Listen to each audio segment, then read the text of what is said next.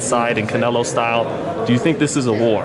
Yeah, it could be. Listen, these type of fights, it only takes one big shot to land and you catch fire and it ends up a shootout. I've always said that, but I think we both start off, we'll both be pretty, use our brains, thinking when to throw. We'll both be trying to set traps for each other, so you can't afford to just throw for the sake of it. But if it's a good fight, it could go many different ways. He's shown he can box many different styles, and I think I have as well. So it's an exciting one. It's one that I know I'm looking forward to being involved in, but one that I believe I'll win.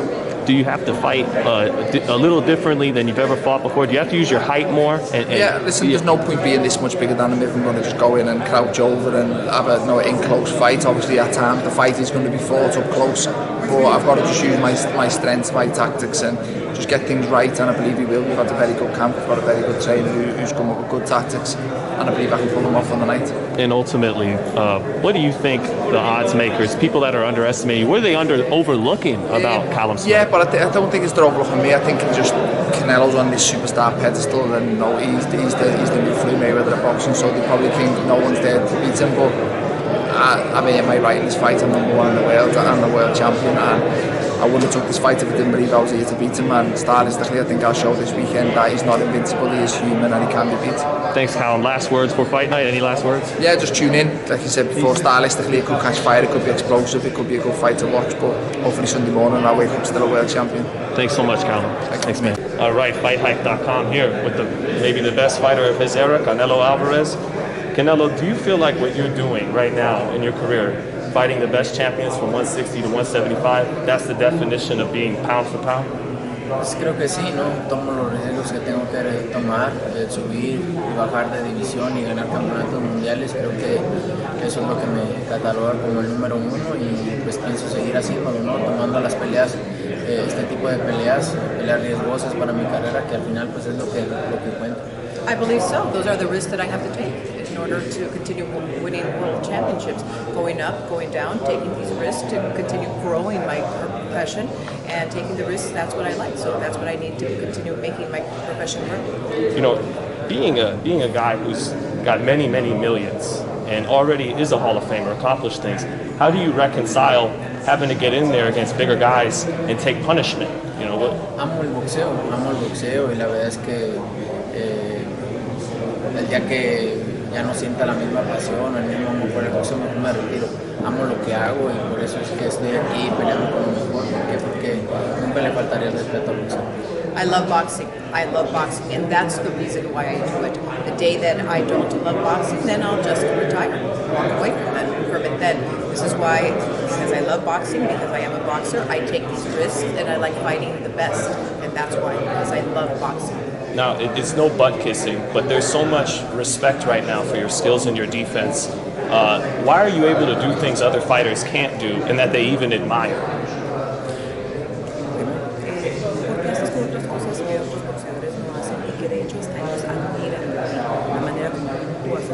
La práctica en el gimnasio, siempre me preocupo por seguir aprendiendo, repasando todo lo que he aprendido, repasando cada cosa, aprendiendo día con día, y eso es lo que me hace hacer cosas diferentes, ¿no? Porque lo practico en el gimnasio, si no lo practicara en el gimnasio, no sabría hacerlo. Practice and learning, everyday learning day after day, learning new things, reviewing things after. I review them over and over, because this is what I have to do. You have to practice at the gym, go to the gym, give your best effort, and just continue learning day after day. I love what I do. Y lo más importante de todo, y lo más difícil también de todo, es tener la confianza de hacerlas en la pelea, porque las puedes hacer en el gimnasio y no las haces en la pelea. Entonces es tener la confianza y hacerlas en la pelea, eso es lo más difícil, pero gracias a Dios con la práctica me da la confianza. And most importantly is replicating that on the ring, because you can learn it on the gym, learn it at the gym, learn it there, but having that confidence to replicate that in the gym and do it on the ring, and to learn on the ring. So that's what gives me that confidence to be able to do it. Now, Callum Smith, tall guy, 6 inches taller, but he likes to fight on the inside. He likes to bang. Can you take advantage of that? Sí, la verdad es que es donde me gusta. Yo soy un contragolpeador nato. Veremos cómo sale a hacer su pelea en el primer asalto, y la verdad es que como salga a hacerla, pues tengo que adaptarme y buscar la manera de cómo empezar a ganar round. Yes, I am a natural counter puncher. That's what I like. So that's what I like, and that's what we see there and doing there. And once the first round happens, then we'll figure out how it's going round after round after that. How will the body attack play a role? When you fight tall guys, everyone talks about the body attack. Do you think it plays a big role in this fight? Siempre, en cada una de mis peleas, sea alto, sea bajito, siempre es muy importante mi golpe al cuerpo. Siempre arriesgas un poco más cuando golpeas al cuerpo, pero pues son golpes efectivos, la verdad que funcionan muy bien y pues es parte ya de mi boxeo el golpe al cuerpo. Always. Body punches are very important. Either they be tall or they be short. They're always very important. So that's part of the strategy, the tactic that I use, which is hitting the body, striking the body. There's all the kids are even falling in love with Tyson now, and he used to get underneath taller guys, kill the body. Do you see yourself doing that in your Canelo style, the way you do it, in your own way? Los niños, los muchachitos ahora, los más jovencitos hoy en día están admirando ahora y conociendo lo que Tyson hacía, que era meterse debajo de los más altos y darles al cuerpo. En tu propio estilo, ya estamos viendo eso, es algo que tú también te gusta que lo haces. Sí, me gusta practicarlo. La verdad es que le tengo mucha confianza a mi golpe al cuerpo y lo practico mucho y eso es lo que me da la confianza también en hacerlo en las peleas. Yes, that's what I like. I really trust. I'm very confident in my body punches, so that's why I like practicing that, and I trust that. That's what gives me that confidence, and I apply it during my fights. Yeah, Mike fought Roy Jones in an exhibition. Floyd's fighting Logan Paul.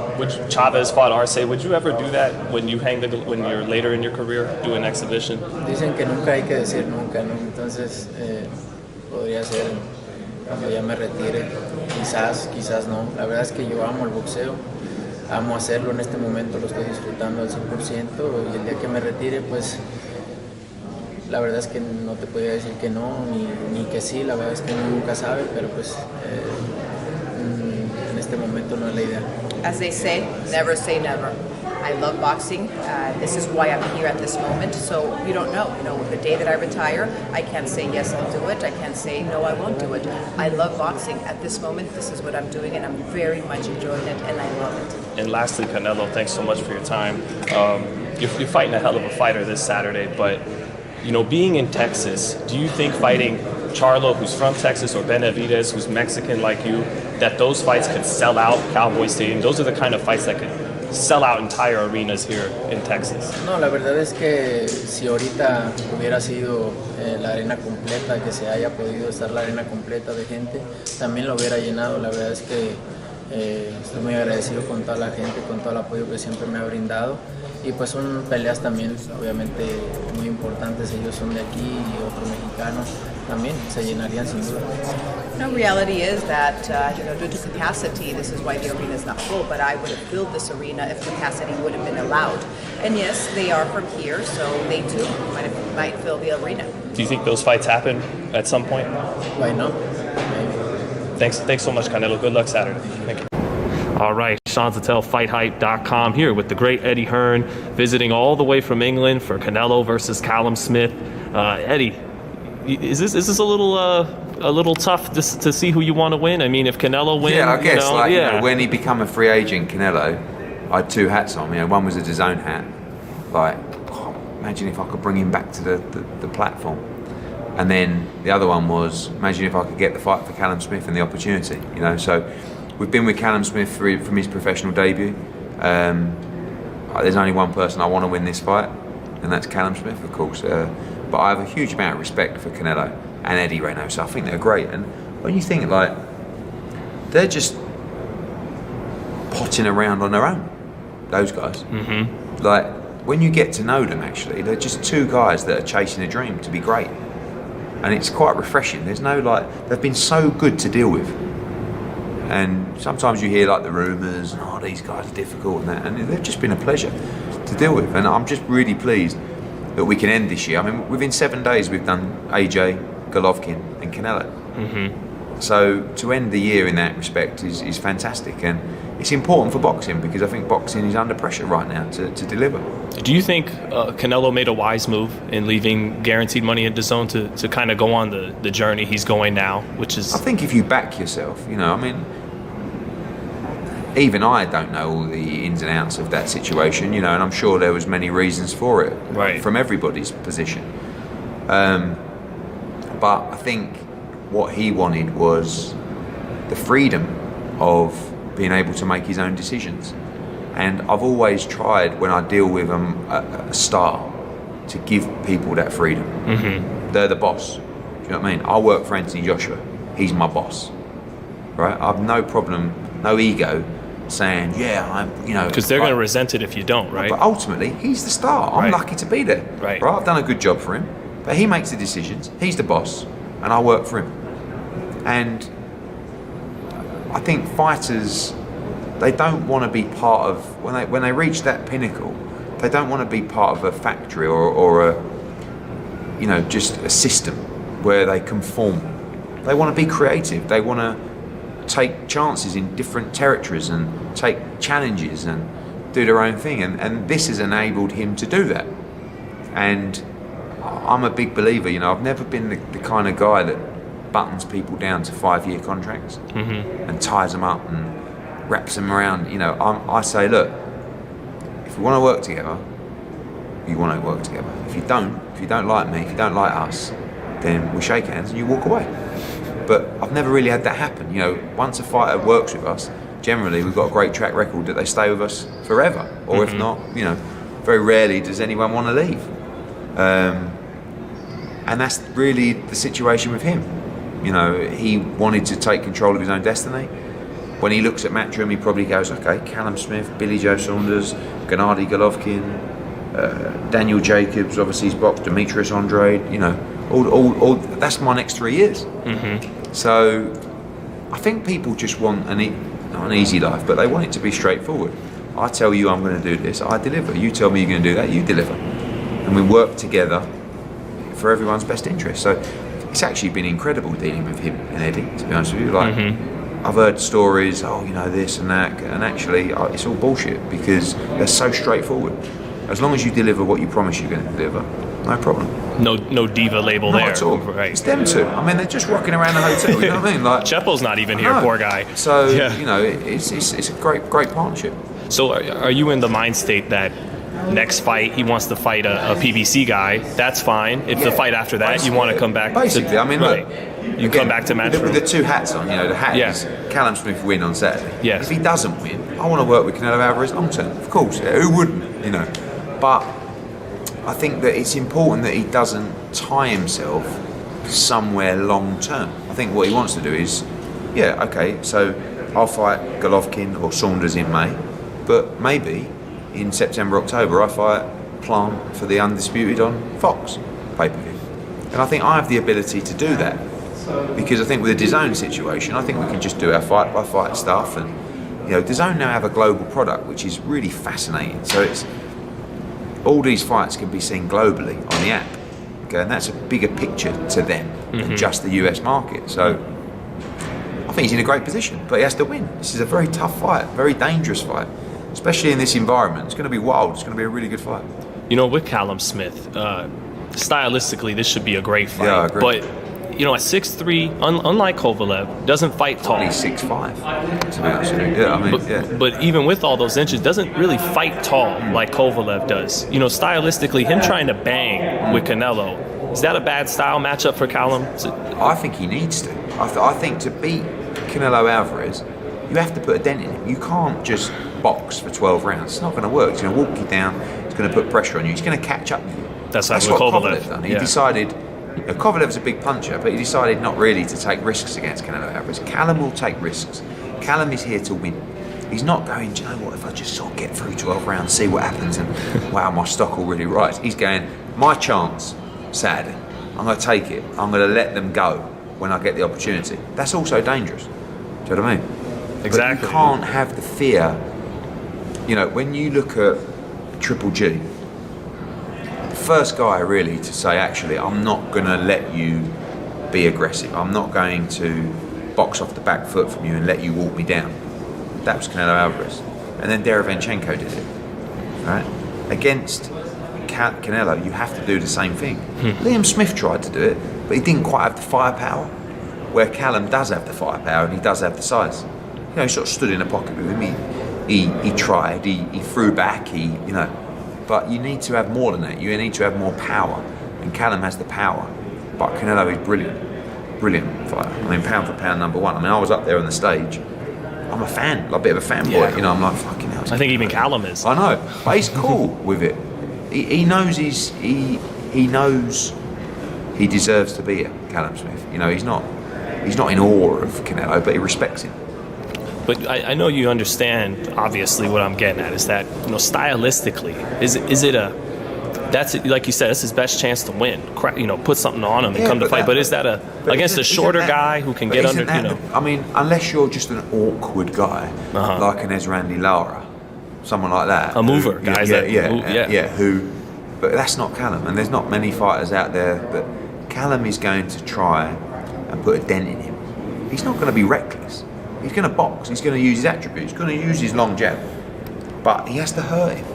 You can't just fiddle around with Canelo Alvarez. You've got to get some respect from him. I feel like Daniel Jacobs, if Daniel Jacobs wouldn't have struggled at the weight like he did, you know, I think that Canelo had respect for Jacobs' power, and he sort of was cautious in that fight, and he was cautious against Kovalev.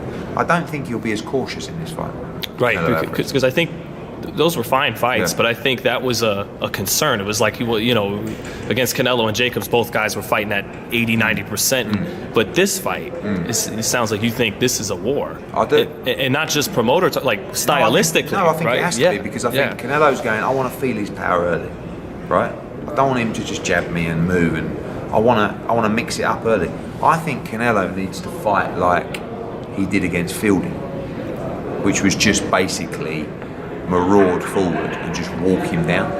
The difference is Callum punches a lot harder than Rocky Fielding, and Rocky's a good fighter, but Callum is don't forget, Callum Smith knocked out Rocky Fielding in a round, right? To Canelo 3. Yeah, but I mean, I'm not comparing, but I'm just saying it's the levels of fight, and Rocky's a good fighter, but Callum is a pound for pound top fighter, and I think he's going to have a real go.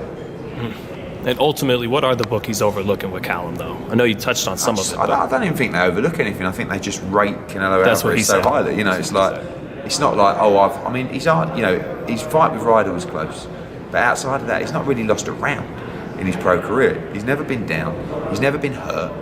He's never been beaten. So, and really, John Ryder's a great fighter, but Callum was like, I know when I made that fight, Callum was like, is there no bigger fights? I just want a massive fight, and now he's got it. So I like everything I'm seeing from him, but the proof will be in the pudding on Saturday. Do you feel like Canelo's taking on the top 68, or yes, do you I do. over Benavidez and Plant? Yeah, I do. Okay. I do. And you know, the amazing thing about Canelo is he could have fought anyone. I mean, don't forget he was mandated to fight Yildirim. Right. And he had offers to fight Yildirim. He had offers from everybody to fight loads of different people. But he went, Callum Smith's Ring Magazine champ. He's the one, I want to fight him. Let's not forget, last year, he boxed Daniel Jacobs, the world middleweight champion. And in his next fight, he stepped up and boxed the world light heavyweight champion. And then after that, now he's boxing the world super middleweight champion. I mean, it's a proper run, isn't it? You know, and that's a throwback fighter. Do you think any part of the Reynosos, you know, being the great matchmakers they are, that they saw Plant and that he's a mover, and that they decided to go with Smith instead of Plant? They probably felt that it was a more exciting fight. Yeah. But I think, don't want to blow our trumpet, I think they wanted to work with us. I think we got on really well. We showed them a deal and we showed them a way forward. And I think they took the run with us, you know, and we thank him for that. You know, I thank them for giving Callum the opportunity.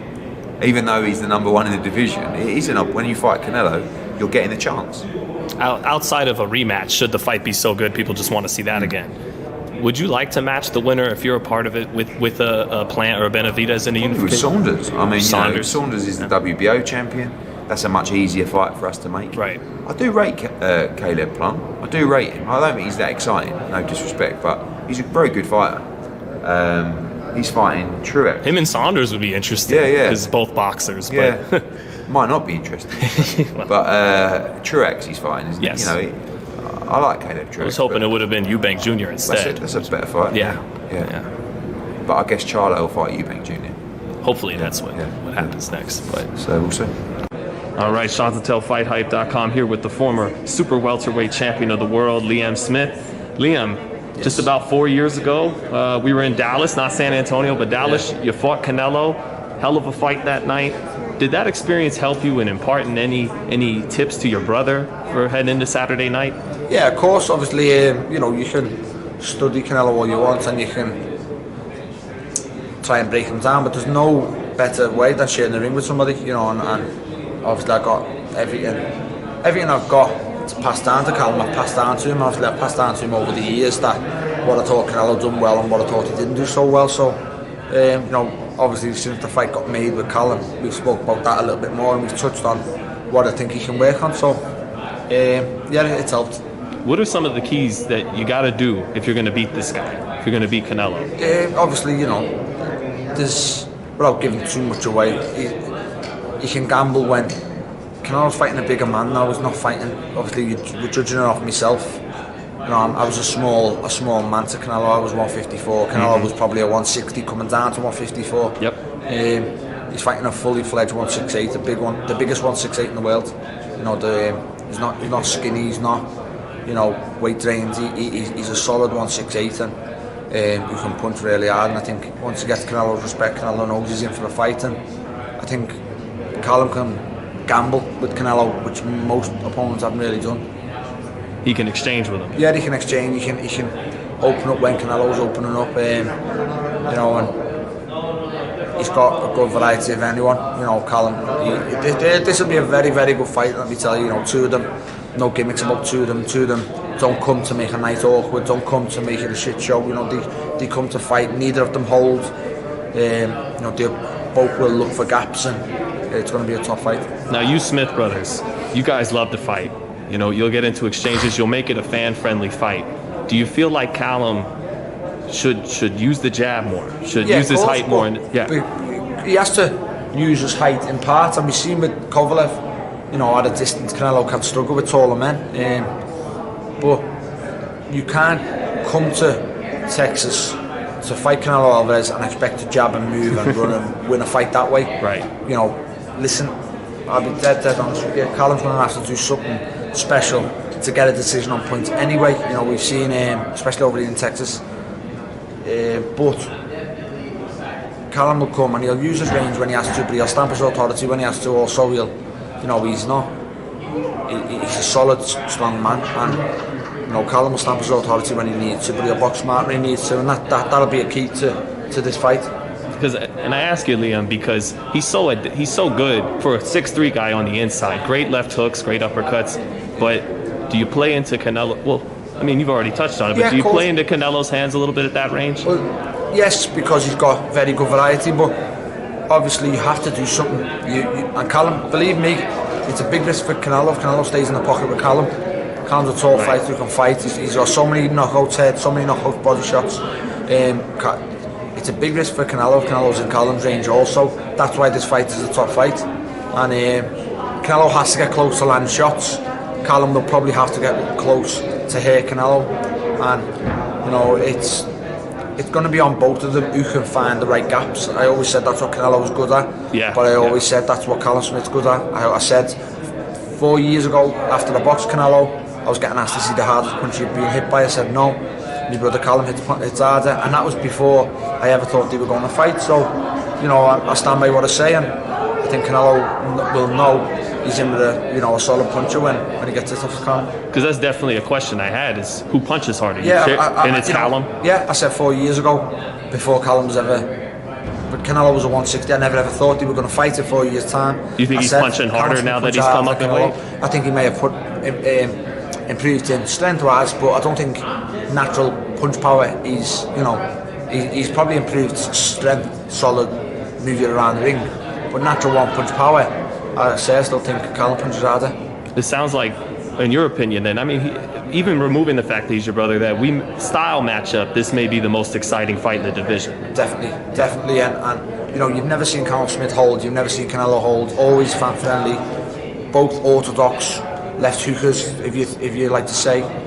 Both of them have got the best shot in both book is Canelo's left hook and left hook to body, and Callum's left hook to head, left hook to body. You know, you're not getting in here now. It's not going to be a Canelo Trout. You know, southpaw doesn't make for a good fight to watch. Two of them are orthodox. Two of them are maybe not hard to find. You know, as in they'll try and block, they'll try and counter, and yeah, you're definitely in for a very good fight. And Liam, you guys are sportsmen, you know, just pure great sportsmanship. Yes. But is any part of the Smith family, you guys, get this one back for us? Get this one back for the family? Not really, no. After the fight, if Callum beats him, then we'll say, you know, nah, we got one back. But, you know, I'm pretty sure Callum beats Canelo. He's not going to be in the ring and, yes, I got one back for the team, for me brother. No, he's going to be and the best middleweight in the world, and I proves it. And what next? You know, I've just beat the best fighter in the world, pound for pound. He's not going to be bothered about revenge for me. But after if I do an interview with yourself, it'll be like, haha, we got one back on him. Because it's a nice little thing for us, as in Callum got one back on Groves, you know, for... Right. But it's a good little thing. And final prediction, Liam? Callum Smith win, defends his belts, and, you know, proves himself to the world. Thanks so much for your time, Liam. Good luck Saturday. Thank you. Obviously, we've got Callum Smith, Canelo on the 19th, but I know you'll have an interest in that. You know, do you fancy the winner of that, or what's the sort of strategy for 2021, really? You know, I'll leave that to my management, MTK, and to Eddie Hearn to make. But obviously, I would love the winner of that one. If Smith wins it, I'm sure there's a rematch clause in there. But you know, to win that fight, you've got to be incredibly in good shape, good mind, good health. You know, you've got to go in there with a proper camp, and I just don't think 4 or 5 weeks is enough training camp for that sort of fight. Is that right? Yeah, that's your big concern for Callum, right? Yeah. Yeah, I think Callum's got the tools in his box to win, but you know, you have to have the right preparation time and put the man hours in and go over and repeat that for maybe 2 months, 3 months, how to beat him, what strategy you're going to go in there with, and I just think that it's all been crash bang wallet, give me my cash, and you know, let's get it on. But listen, I hope I'm wrong, and I hope he gets the job done, fellow Brit. I'm just wondering why you would beat Canelo, and how can anybody beat Canelo in these current times at the moment? What are your thoughts on that? Why I would beat Canelo and how I would beat him? Well, how would anybody beat him over the next year or so, the way he looks? I know how I would beat him, but you know, I haven't got Canelo next, so I won't be putting that out over, you know, over to the media in other ways. And I've worked very hard on the game plan for the last 2 years on how to beat him.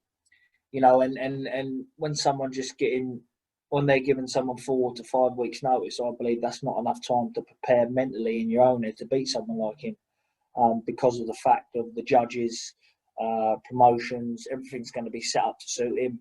I mean, what they'll probably do, they'll probably get Callum Smith out there, and for the duration he's out there, he'll probably be doing stuff like this, just talking, raffling on to the media and talking more than rather getting ready and training and focusing on a game plan to win. But Joe Gallagher's a very experienced trainer, so hopefully, you know, Callum's been under the impression and had the news for the long time that he's fighting Canelo, and maybe we see an upset. But at the minute, I don't see no one beating him without a proper training camp and fully mindset.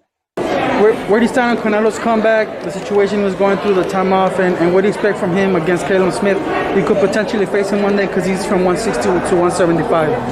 Yeah, I mean, what I think about the fight? Yeah. I think Canelo is too good for that guy. Yeah. I seen him, he's pretty big and tall. He beat George Groves. I seen him in that fight. But I saw another fight with him. I think his last fight. John Ryder? I think it was John Ryder? Was it John Ryder? Southpaw dude. Yeah. I thought he lost that fight. But no, he looked like he got some good size for a super middleweight. But I think Canelo is too experienced. Yeah. Okay. Canelo is the man that all the headlines, all the money revolves around. What do you think of his fight with Callum Smith, man? Fighting a guy almost half a foot taller than him, but people think he'll win that fight. What do you think about it? Yeah, it's going to be a good fight. You know, I feel like Callum Smith has a game plan where he's going to probably try to keep Canelo at distance. You know, I feel like he shouldn't let Canelo inside because Canelo's a monster inside. I feel like the only way for him to try to pull the fight off is for him to stay his distance and use his jab a lot. You know, but if he lets Canelo start coming in, which Canelo I feel like is gonna eventually get into him and bring a fight to him, then I see that fight going Canelo's way. That is the style in which Callum kind of normally fights in, though, right? Outside, yeah. No, so he has to, or inside. Yeah. Yeah, and like that's not a smart idea because you don't Right. want to with a smaller dude that's small. You know, he's gonna be obviously more. He's like a tank compared to Callum. Callum is tall and skinny, so his best bet is to keep Canelo out the distance and just use his jab and throw combinations, move him around. You know, give him angles. But if he don't do that, man, if he tries to let Canelo in, Canelo's gonna break him up. Do you think it was smart of them to go with Callum instead of a Caleb Plant fight because of styles or? I just feel like, to be honest, man, like Callum Smith has the UK behind him, right? He's from UK, right? So Canelo is like on that. For me, he's on that Floyd Mayweather vibe. You know, he wants to fight a fighter that has a country behind him because at the end of the day, this is what's gonna come. You know, like a Billy Joe Saunders, like Callum Smith, even we could possibly say David Benavidez, but I know he's looking for guys with countries behind them where they could generate the money. So he's doing the Mayweather thing. Yeah, I feel like all the way he's doing the Mayweather thing. Oh, Canelo, I think Smith is going to present some problems for Canelo early in the fight with his length, his height, and his size. But I think being that Smith is so tall, I think it gives Canelo an advantage to fight him in the inside and dig to the body and slow him down with body shots. He has a really good left hook to the body. So I think he'll slow down Smith to the body and then he'll start busting him up top with the left hook. So I think Canelo pulls off a decision, not a knockout, a decision. Pretty much everyone Canelo goes against, I'm gonna say Canelo because he's just that good of a fighter. He's a pound for pound, and this fight with Callum Smith is no different. Although I did see the height difference yesterday, I was actually kind of shocked. He's pretty big, but I know Canelo has what it takes to beat him, and I think it's gonna end with a body shot. To be honest. Any thoughts on the main event? How do you see that one going, Mark? Canelo is gonna win by knockout. It's gonna be crazy. I feel like Canelo is that good. They're smart. The Reynolds are smart. They're all smart. They know what they're doing. They know they've been working for this fight. Supposedly it was a 4-week notice for them. Supposedly, but it's not. They know they want this fight. They knew they wanted to wake up 168. So, well, knockout. To speak on that point, Mark, do you think stylistically they see that? Even though Callum Smith is 6'3", he fights on the inside, and we know how great Canelo is on the inside. Do you think that's something they looked at in regards to what you're talking about? They know what they're doing. Yeah, because looking back, he fought Rocky Fielding. Rocky Fielding was 6'2". Right. He fought Chavez. I think Chavez was like 6'1". Yep. So like they fought those guys, but they weren't as fast. But they're preparing with the quickness when they fought Danny Jacobs. They're preparing for the muscle strength when they fought Kovalev. Like Golovkin for the same thing. Like they've been preparing for this fight in front of the fans and in the gym, so they know what they're getting into. And then as far as Canelo and Callum Smith goes, I feel like what Callum Smith, I have experience sparring Callum Smith. Oh wow! Wow! Okay. I sparred with Callum Smith, and technically he's a beautiful boxer. Body shots crazy. But what I think he has to do in order to win against Canelo is establish himself as a solid fighter. If he tries to use the ring a lot and fights any sort of amateur style against Canelo, I think that it's not going to work. With Canelo's head movement and how low he gets, I feel like he'll just have the leverage for the body shots. And as we all know, his body shots are deadly.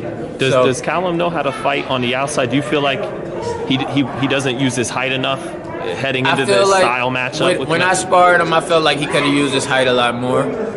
I feel like he allowed me to take the fight inside a lot more.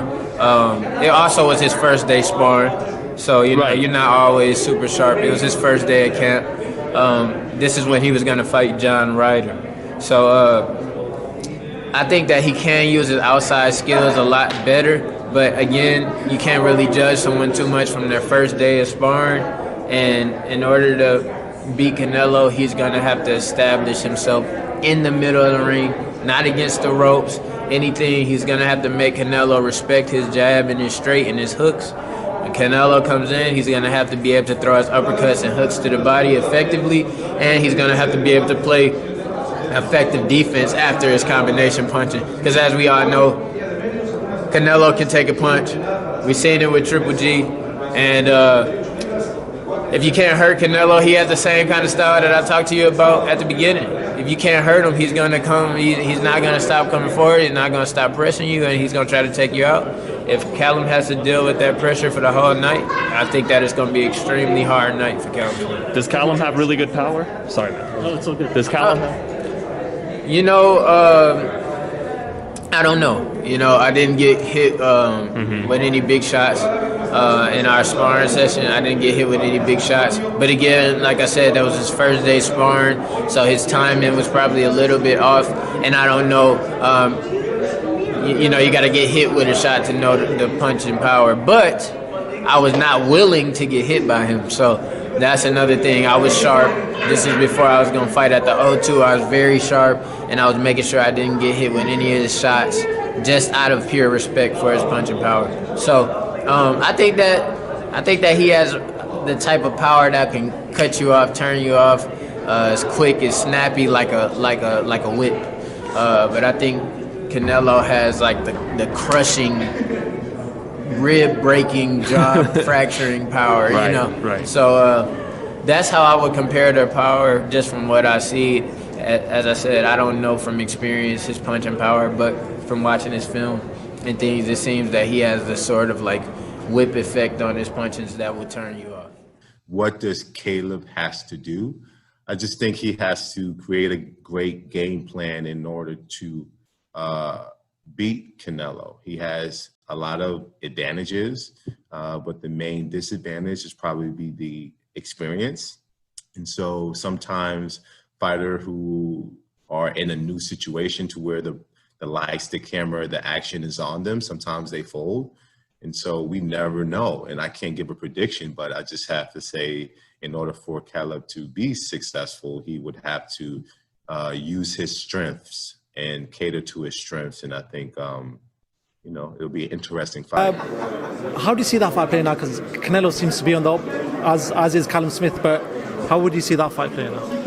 I think Callum Smith wins if they box, without a shadow of a doubt. Callum Smith's just too big. I mean, Alvarez is a quality operator, one of the pound-for-pound best, and if they were the same size, then I'd go with Canelo, but they're not. The height, reach, size advantages that Smith has, I don't believe Canelo could contend with, and if he did, it wouldn't be the fight that we would hope it would be. It would just be him just trying to nick it. So I don't think that's going to happen. I don't see why on earth Alvarez would need to fight the biggest super middleweight on the planet, who's in great form, number one in division, punching hard, and doing his job. So it 100% is not coming over here. Like, why on earth would Canelo leave the States? Don't need to do that. He generates an obscene amount of money over there, so he's not leaving that. And unfortunately for Callum Smith, he doesn't generate money anywhere really. Who's probably the best fighter you have fought, Josecito? I would definitely have to say Canelo. Canelo, he was dominant with his weight advantage, but not only that, he had a good game, good timing, and distance. And, that's really what's most important. That's, some of the aspects that I've improved since then. So, I realize now especially that that's a big deal other than size and power. It's that timing and distance and in a fight that plays a really key role in the way the fight goes. How do you expect, he's all the way up at 68 now from when he fought you at 54. How do you expect this fight with Callum Smith to go? He's a big fight. He's a big guy. He's very dominant. He's strong. He's filled in to 168, you know, quite well, and he carries that weight well for technically a shorter guy in that weight division. I don't see Canelo losing anytime soon, man. He's at the top of his game and one of the best fighters out there. Well, it says a lot coming from you, who's fought the best. So interesting stuff. You telling us that he's the top guy. No hesitancy too. You were like Canelo. So yeah, no, he's a top level fighter, and you know, that's why he's one of the pound for pound champs right now. And can I take your prediction for Callum Smith versus Canelo, please? A win for me, and a win for my little ginger sidekick, Canelo. Thank you.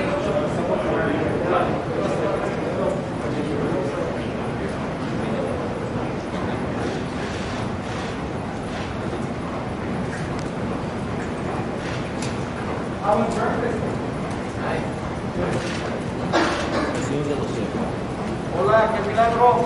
Qué gusto verlos. Hola, buenos días. Hola, muñeca. Muy bien. ¿Qué tal? Muy bien. Qué gusto verte. El gusto es mío.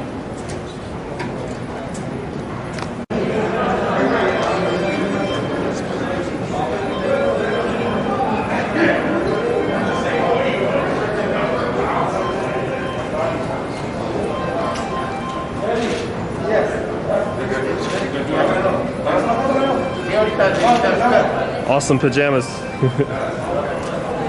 Yeah.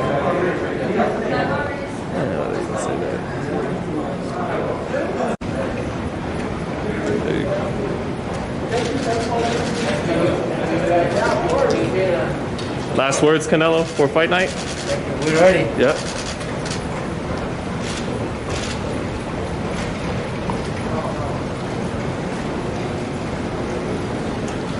Great job.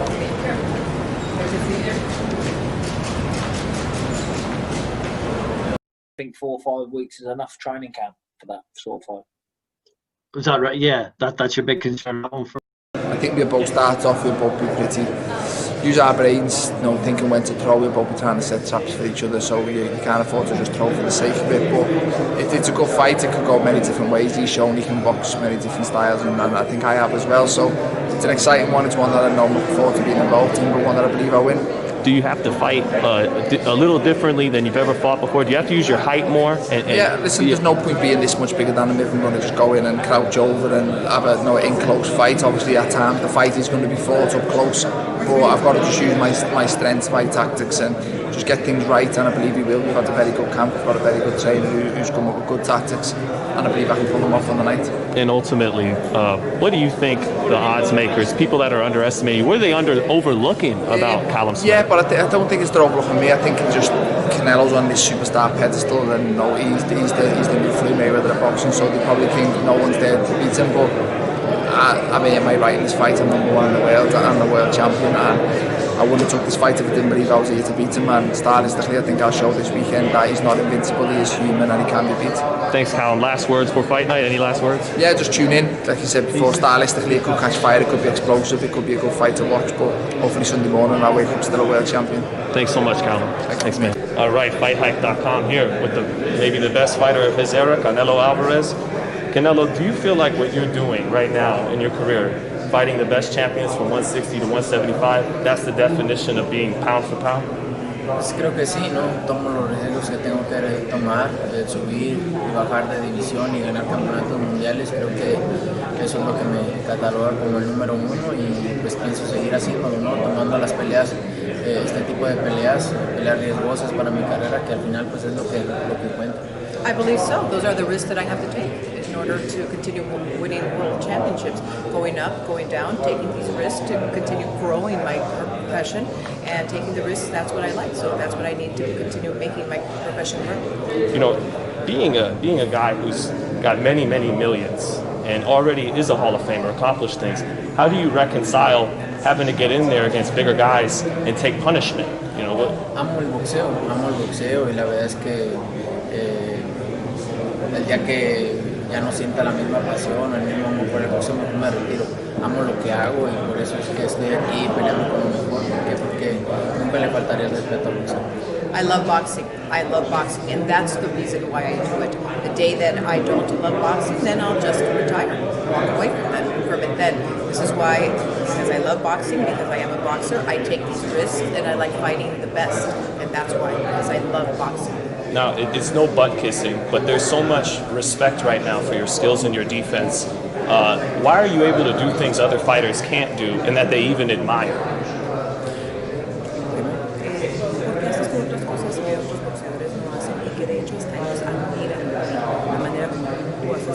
La práctica en el gimnasio, siempre me preocupo por seguir aprendiendo, repasando todo lo que he aprendido, repasando cada cosa, aprendiendo día con día, y eso es lo que me hace hacer cosas diferentes, ¿no? Porque lo practico en el gimnasio, si no lo practicara en el gimnasio, no sabría hacerlo. Practice, and learning, everyday learning day after day, learning new things, reviewing things after. I review them over and over because this is what I have to do. You have to practice at the gym, go to the gym, give your best effort, and just continue learning day after day. I love what I do. Y lo más importante de todo, y lo más difícil también de todo, es tener la confianza de hacerlas en la pelea, porque las puedes hacer en el gimnasio y no las haces en la pelea. Entonces es tener la confianza y hacerlas en la pelea, eso es lo más difícil. Pero gracias a Dios, con la práctica me da la confianza. And most importantly is replicating that on the ring, because you can learn it on the gym, learn it at the gym, learn it there, but having that confidence to replicate that in the gym and do it on the ring and to understand on the ring.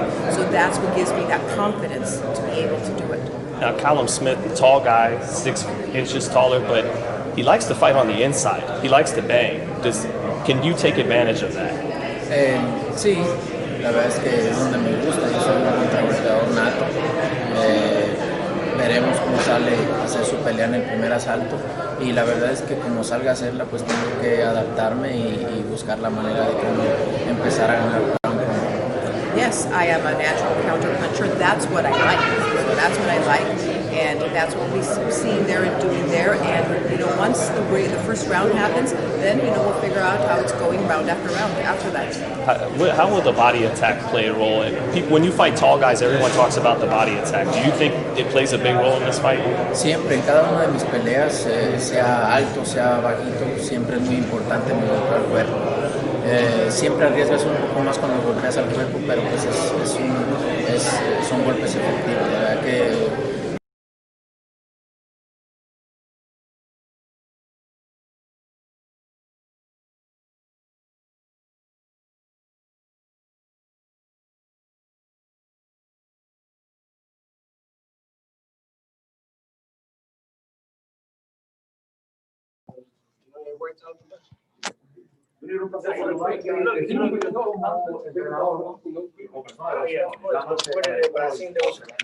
times where he wanted to take that knee, but you know, Callum Smith, he's the warrior, he's a true champion.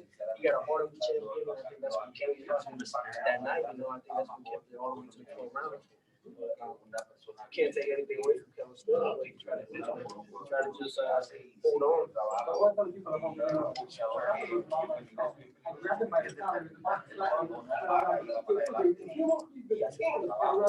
We're very happy to see you. He told me and to keep doing what I'm doing. I think that just that alone, he's just a senior, you know, just someone that I think we all have in boxing just looked up. So I think just hearing guys like that, that's been in the game for a long time.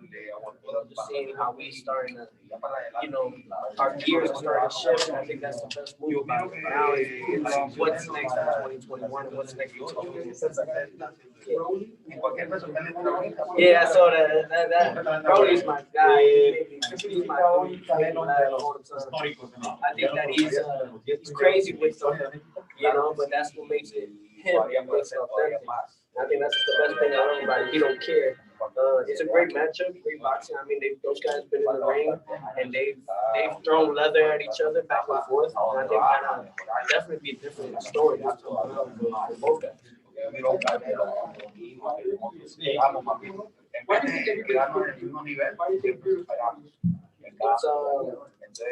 you know, I let the fans and everyone decide on that of who they believe is out of the year or knockout of the year or whatever. When it comes to it, we had win this year. We had competition this year. As far as this took away from anyone else, we just had all the marbles. He was the undisputed world champion. I mean, it was for everything. It was right there for the taking, and we took it over. And now it's all about, you know, what else was next. And I think fight of the year is definitely one that we stamped it for 2020. I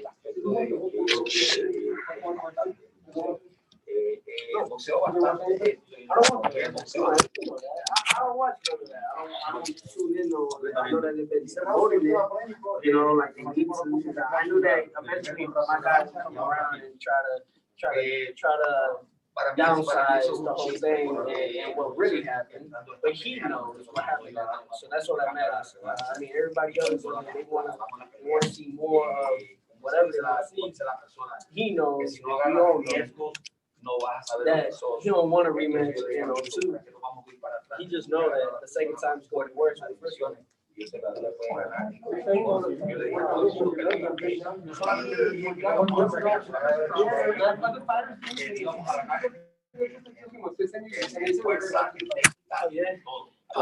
Practice, man. Practice makes perfect. If I can do it, you guys can do it. I mean, it's just having fun.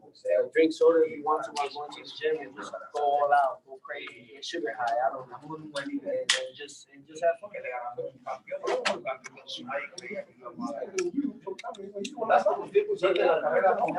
Absolutely, he's a phenomenal host, man.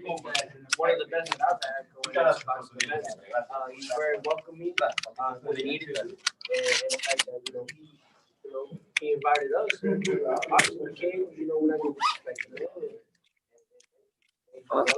had a great night. Yeah, absolutely. I definitely want to see him fight the likes of Caleb Smith or Billy Joe Sanders or any of those guys that they're talking about that could be next on his radar. It's going to be great for the sport. And it just, definitely we got to see what Caleb Smith does for his next fight next year. And I think that'll be a great matchup by the end of 2021. Canelo. Yeah. I think that not only did he just win Ring Magazine along with it, but WBC as well. And I think that any way you think you set this up, or any way you think you could set this up? I'm just trying to get a straight shot. Thanks, bro. Worst gift I Thanks. got. Yeah, of course. Just want a regular shot. Thanks. I think that's it, man. In general, or just And then zoom it in. You can't see. So you just gotta kind of clamp it in. Clamp it in. Could you clamp this in, Michael? Just turn this thing right here. You just turn this thing right here. Which thing? I think you're good. My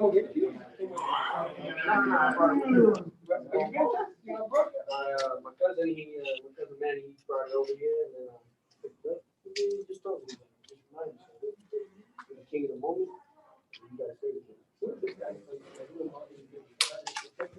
Yo, it's the first time I come back from boxing after all this been going on. I think that it was definitely a turnaround for myself, and I think fans. And I'm very welcoming. I like everybody with issue. And I think that it was great for the sport of boxing, great for my team, and great for Canelo's team.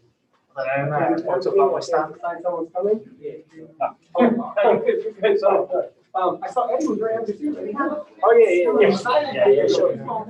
I talked to him. No, yeah. I think everybody, we all understand. We're all on the same ground when it comes to business, and we all understand each other when it comes to what moves need to be made next. So I think that, yeah, absolutely. Seeing Eddie Hearn and everything, I mean, it was awesome. Definitely.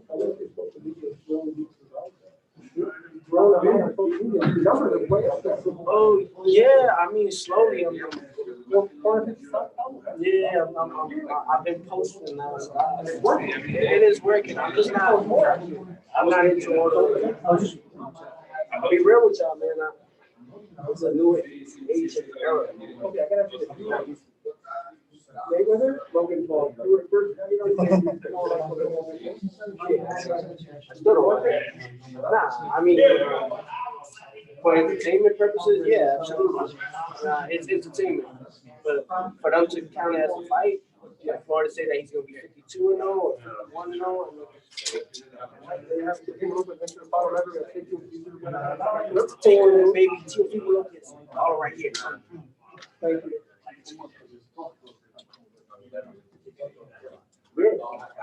Yeah, fuck that Scotland up. Hey, Mario's still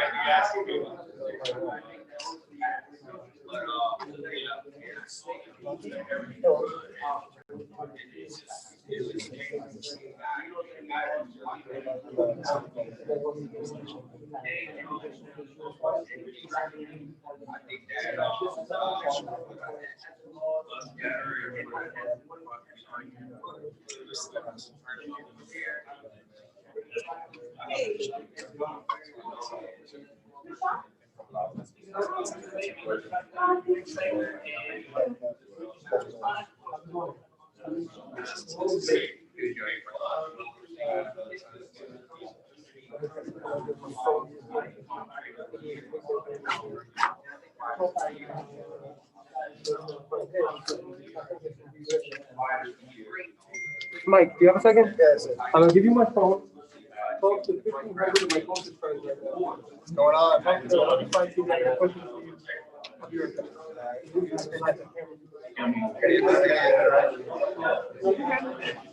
Yeah, question. Let's see. Canelo versus who are you? I am Mike Coppinger, Boxing Insider from The Athletic. Ellie's in the restroom right now. What's going on, guys? Canelo Alvarez, yeah, I think what a really good fight. It's obvious that he's the best pound-for-pound fighter in the world. And if anyone is saying Terence Crawford is or anything like that, I don't really get it. If you guys have any questions for me, let me know. I'm reading your questions right now. Let's have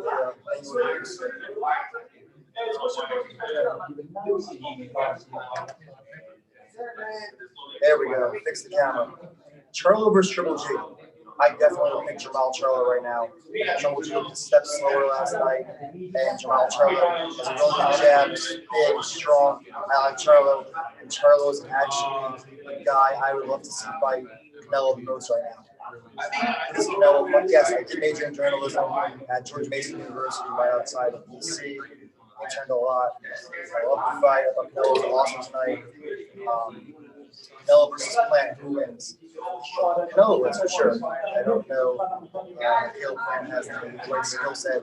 Can I grow hair? I can grow hair, but not as much as I would like. What else do we have? Is that a turtleneck? Yes, it is a turtleneck. It keeps me warm, keeps the neck warm. It's multifaceted. Charlo at 168. I think Charlo is a really strong fighter, and I think he has trouble making 160. I think 168 is great for him. Tim Tszyu. I love Tim Tszyu. It's so refreshing to see the son of a really good fighter named Tszyu actually do some great stuff. We already had Chavez Jr. We've had his brother, actually, son now trying to make it, but let's see if Tim Tszyu can be a rare son of a fighter who's in the Hall of Fame who really make it happen. Who wins Canelo or Spence? I would go with Canelo right now, but I would love to see that fight. I think I like to see Spence at 154 pounds before that. Let's see what else we have here. The only thing about Logan Paul, nothing. I don't really care about Logan Paul versus Mayweather. Canelo refuses to leave him, they say. He got robbed. Yeah, I saw a lot of the Brits saying some weird stuff on Twitter. I gave Callum Smith 1 round. I don't believe that. I got Frank Smith here. Here's Frank Smith from Matchroom with a great set of hair. We're on Ali Sekbak's Instagram over here. This guy. So maybe you'll bring up the demographics, bring up the viewership. The Ali Sekbak machine. Let's see what we have here. Questions for Frank. Frank Smith, he is the number 2 guy in Matchroom. He's the #1 best guy in boxing. That is, how old are you, Frank? Like 28 years old. He's a power broker. He makes fights happen. He makes business happen. He's Frank Smith. It's crazy. This guy, Ali Sekbak, is a machine. I don't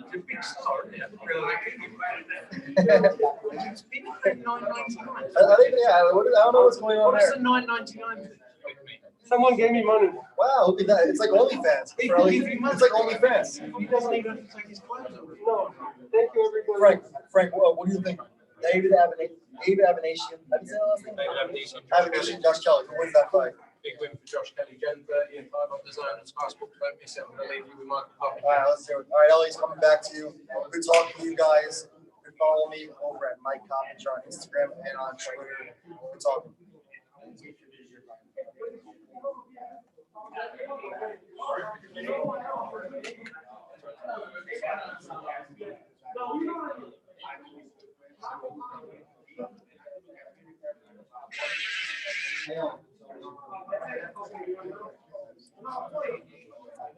Okay, crazy questions.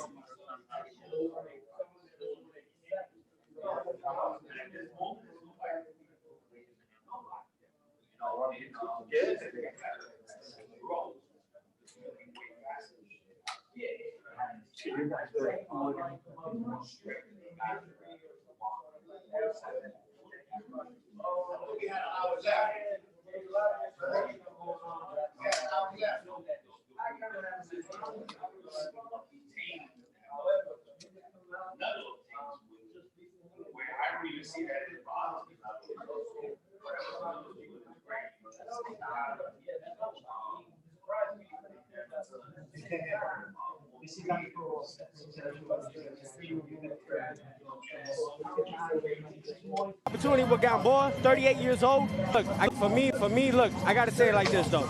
Show me something.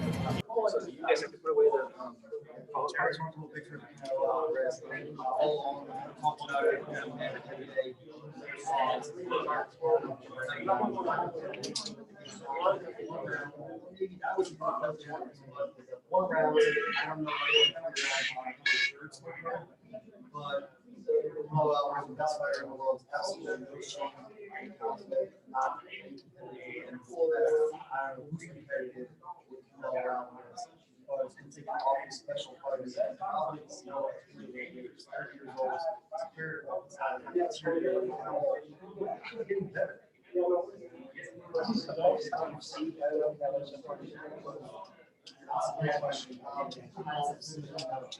a way, yes, that was the best fighter he's faced. I don't think that hard, but obviously, also get over 135, 36.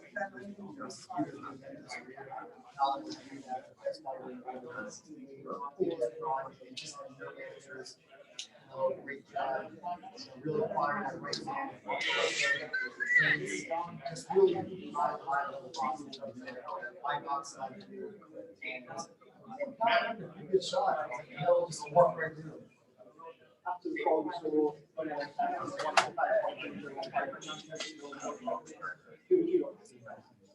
One of those two. I would personally like to see excellent fighter. He's a 160. I don't know how many makes ones. You've seen him in person. This guy can even at 168. I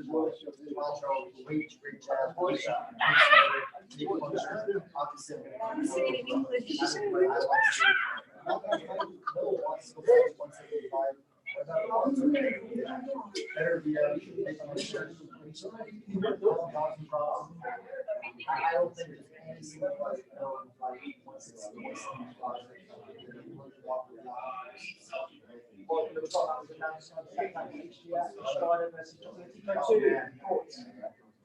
absolute war. Last time these guys fought was in 2012, and that was 105 pounds. Marc Castro was going to fight 9 years later, 2 big less to go. Tough break. I can see all sorry. Forgive me. Do the best. He looks great. He looks great against Canelo Post-Fight. He looks great again. He wants to go. Charlotte looked great too. Charlotte's one of the best players in the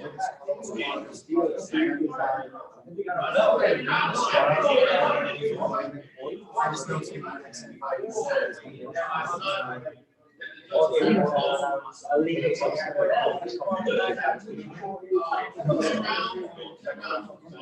That's guys. I'm watching.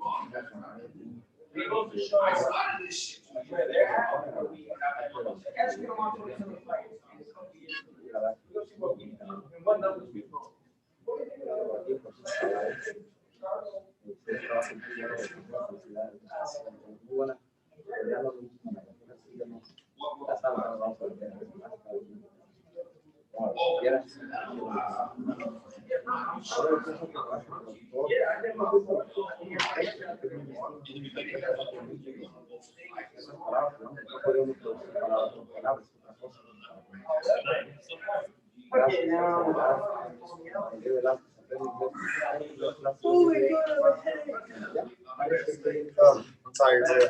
6 a.m. flight. Oh, me too. Are you flying to LAX or Burbank? Oh, yeah.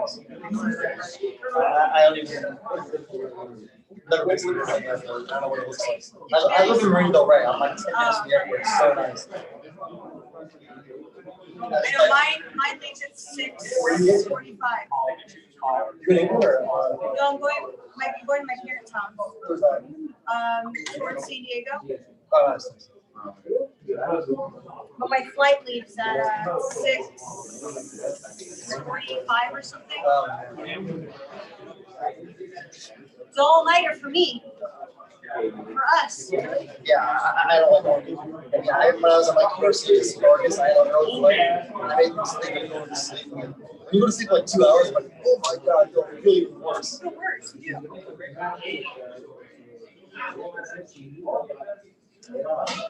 I finally got Canelo to answer in English. Yeah. Spoken English, that's the other day for like 10 minutes. Yeah. I was asking it because he said he responded to my question in Spanish. And I go, can you say it in English? And he turned away, he looked and he laughed. And then he says it in English. But it was really cute the way that he did it. Like, His English is very slow. No, I know, but the fact it's like he answers without a translator. No, I know. That's but it's rare you get footage. Oh, it's super rare. Actually, like talking in English. Super. Yeah, the other day I was recording. Yeah. People are responding going, this person refers Yeah, they don't realize, yeah. Oh, I need water.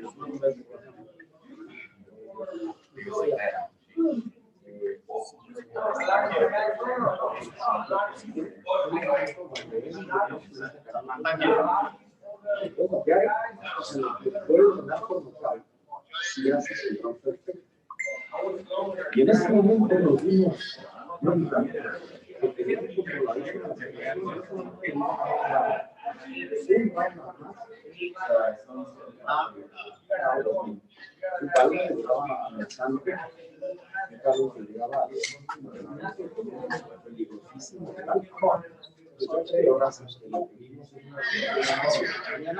Actually, it's popular.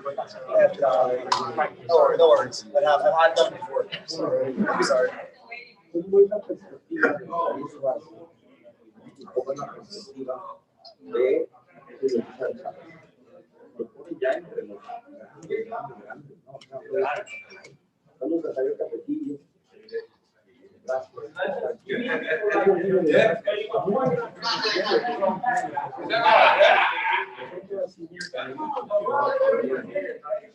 are we gonna do?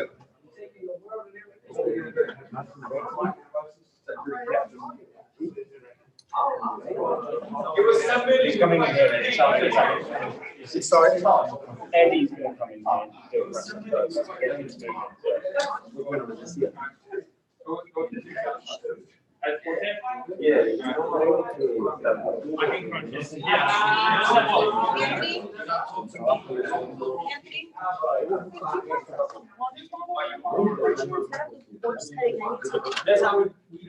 Corey.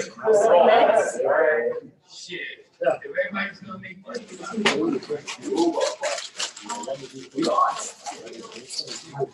Hey, you guys hear me?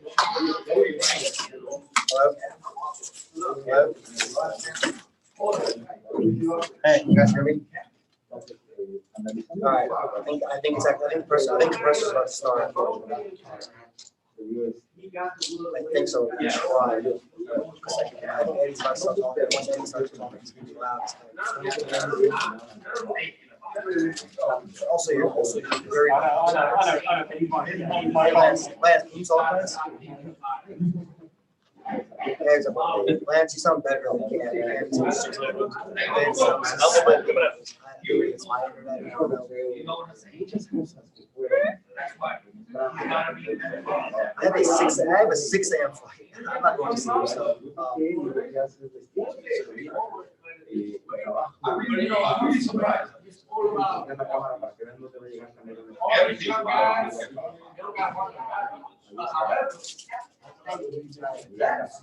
yeah, I'll be back in a second. I'll be back in a second.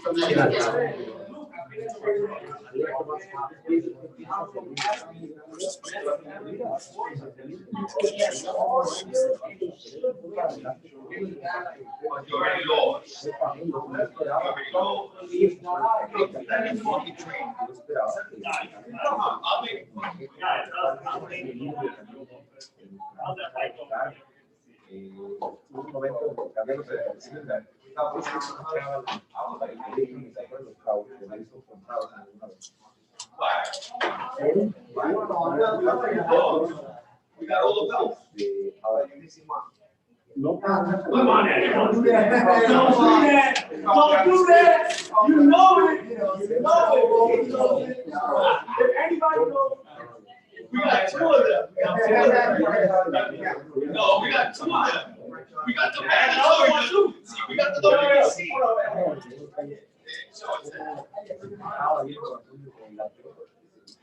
We got all of them. We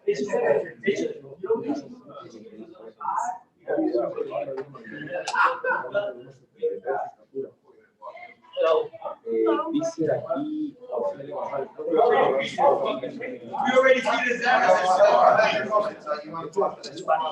Puedes gastarlo los brazos y eso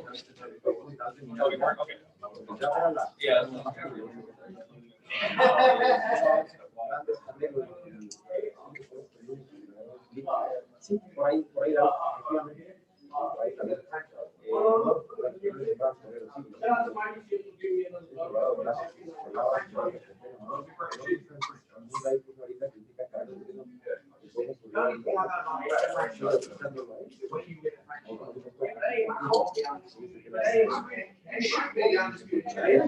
There you go. I like where you. There you go. I know where you're coming from. I know where you're coming from. You just don't like the way he's setting it up.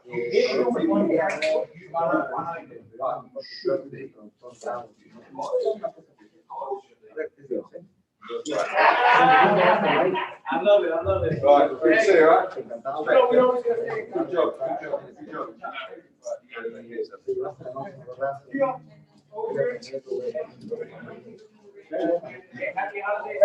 You're in control. Eddie's going to do a 70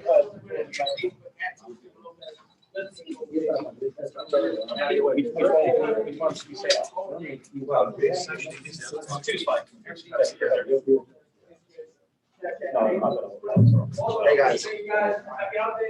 Yeah, this is starting right now.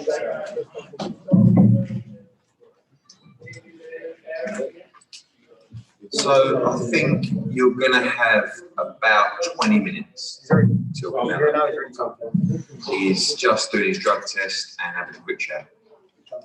So unfortunately, you got me. You know, I might struggle for 20 minutes. I'm a bit shy, but if you've got any questions, fire away.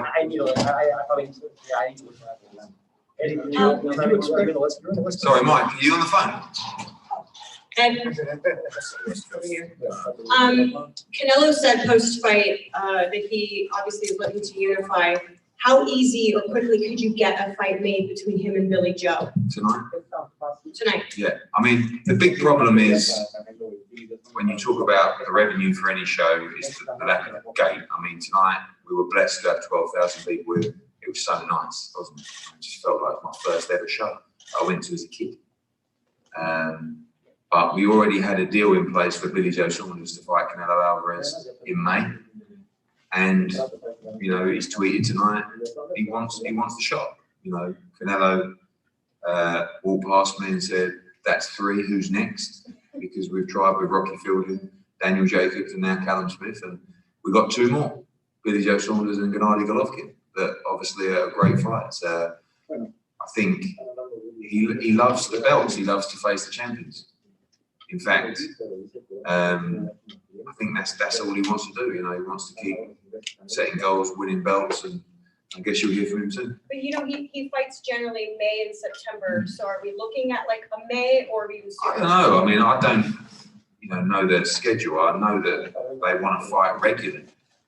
You know, there was talks about him even fighting in Mexico in February, at the end of February, and getting the Yildirim fight out of the way, and then boxing in May and then September, and I think he said December, but he's obviously quite pumped at the moment, and the adrenaline's rushing. Tomorrow he might wake up and think, he's fighting in February. Yeah. So, I think now my job is to keep him on the zone, try and map out a schedule for him, and obviously the front 2 guys of his choice, I believe, are Billy Joe and Triple G. So Eddie, you said that your job is to keep him on the zone. What do you think is the main ingredient that you need to keep him here? I would think that one of the big words is trust. And I would like to think that after the relationship of only 5 weeks and the ease of the show that he's experienced this week and the work of our team, that he's very comfortable with what we've delivered. Money is probably, money before trust, maybe. Close. I just think, I know he wants to make money, but I can only tell you what I've experienced from him and Eddie Reynoso over the last 5 or 6 weeks, which is a desire to create legacy and take challenges. Obviously, commercially, they want to be respected for that. But at the end of the day, I think they like a plan. They want something mapped out. They want to see it and picture what the next moves are. And the next move is not just sometimes one fight. It's saying to me, okay, how does my 2021 look? And if they wanted a plan for that, we could come up with a plan and move forward with that. One thing that really stood out to me is obviously, Canelo's the biggest star in the sport, and for even his last 10 fights, maybe more, we've never seen this kind of atmosphere. The entrance, he had a Mexican mariachi band during the final countdown. We had fireworks. How big is that? Well, you can ask him when he comes. I mean, I just went to his changing room, and it's the first thing he said to me. The entrance, I can't believe it, and they were all looking at pictures, and that was quite low key for us, to be honest with you. I mean, that's something that we thrive on. There's something that we've obviously developed over the years with Anthony Joshua. It's part of the show, you know, and he clearly loved it. And I think sometimes even small things like, you know, we put out a post where I was just joking with him about his pajamas, right? And we conversed in English. And you could see people say, wow, oh, Canelo's talking English then. And people don't really realise he understands perfect English. You know, he does, but I think it's the confidence to speak it, which is the difference. But he's a very likeable, cheeky, funny individual.